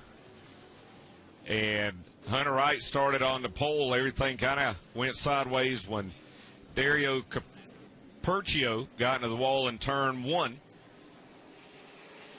Connor Mosack actually going to take over the points lead here in the World Series. Jamie Skinner working on Hunter Wright here. They make some contact, and Wright will go up on the outside wall. And you see, after the contact with Skinner, Daniel Dye also made contact with Wright's car, sent him up on the outside wall. Then Daniel Dye had the tire rub on the right front that caused him problems. Skinner continued to be up front and in the lead, and now Jet Nolan was finding himself being a factor. Brad Casso and Jarek Johnson getting together. Christian Rose, he'll bang off the wall. Then some contact Gio Selzy and Hayden Sprague will make here. Causes problems for the 9 of Hudson Halter and the 08 of opening night winner Nicholas Noggle. This happening over on the back straightaway. And then this is what everyone's talking about. The contact between Jamie Skinner and Jet Nolan. They got together last night. Get together again tonight. Nolan hard up into the outside wall. And we'll take another look at it. And Skinner was placed at the rear of the field for rough driving after this contact with Nolan, which would put Connor Mosack up into the lead.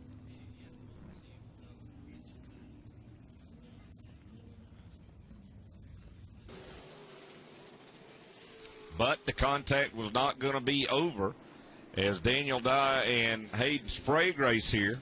Then Skinner gets into Brad Casso. That would be the end of the night for Skinner. He would be parked Casso into the outside wall later. And then Chuck Tuck made hard contact the very next lap with that turn 4 wall before slamming into the turn 1 wall. I would join you, Alan, but I'm currently purchasing stock in body panels. Here we come on the last lap. Sprague and Mosack make contact. Sprague comes across the line in first, but is penalized. And with the penalty, I think you and Gio Selzy were equally surprised that he was the winner. Yeah, crazy. He got out, and he's like, I won. I don't know how, but I won. And remember that last restart when he missed the shift on the front stretch and fell back, it kind of just played out perfectly for him. How about the emotion from David Weaver with that second-place finish? The crowd, what was left, a lot of folks had left, obviously, during that marathon demolition derby of a pro late model race. But those that remained were big David Weaver fans. And he hasn't finished second place in a feature here in the World Series. May not have had hardly any top tens over the years, but a veteran driver that was on tires that had a couple hundred laps on them finds a runner-up finish tonight. Shows what it means. He might end up winning this race. Remember that? He finished second. He was one spot away. One spot away. Gio Selzy again the winner. David Weaver will finish in second. Connor Mosack given third.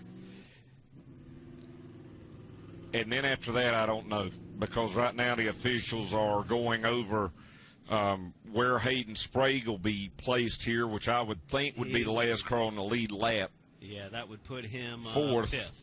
Or, fourth because Daniel Dye didn't finish. Yep. Christian Rose, Chuck Tuck, Jarek Johnson, Brad Casso, Jamie Skinner, Jet Nolan, all involved in accidents and on back in this wild pro late model race on a full moon Sunday night here at New Smyrna Speedway. We thought it would be.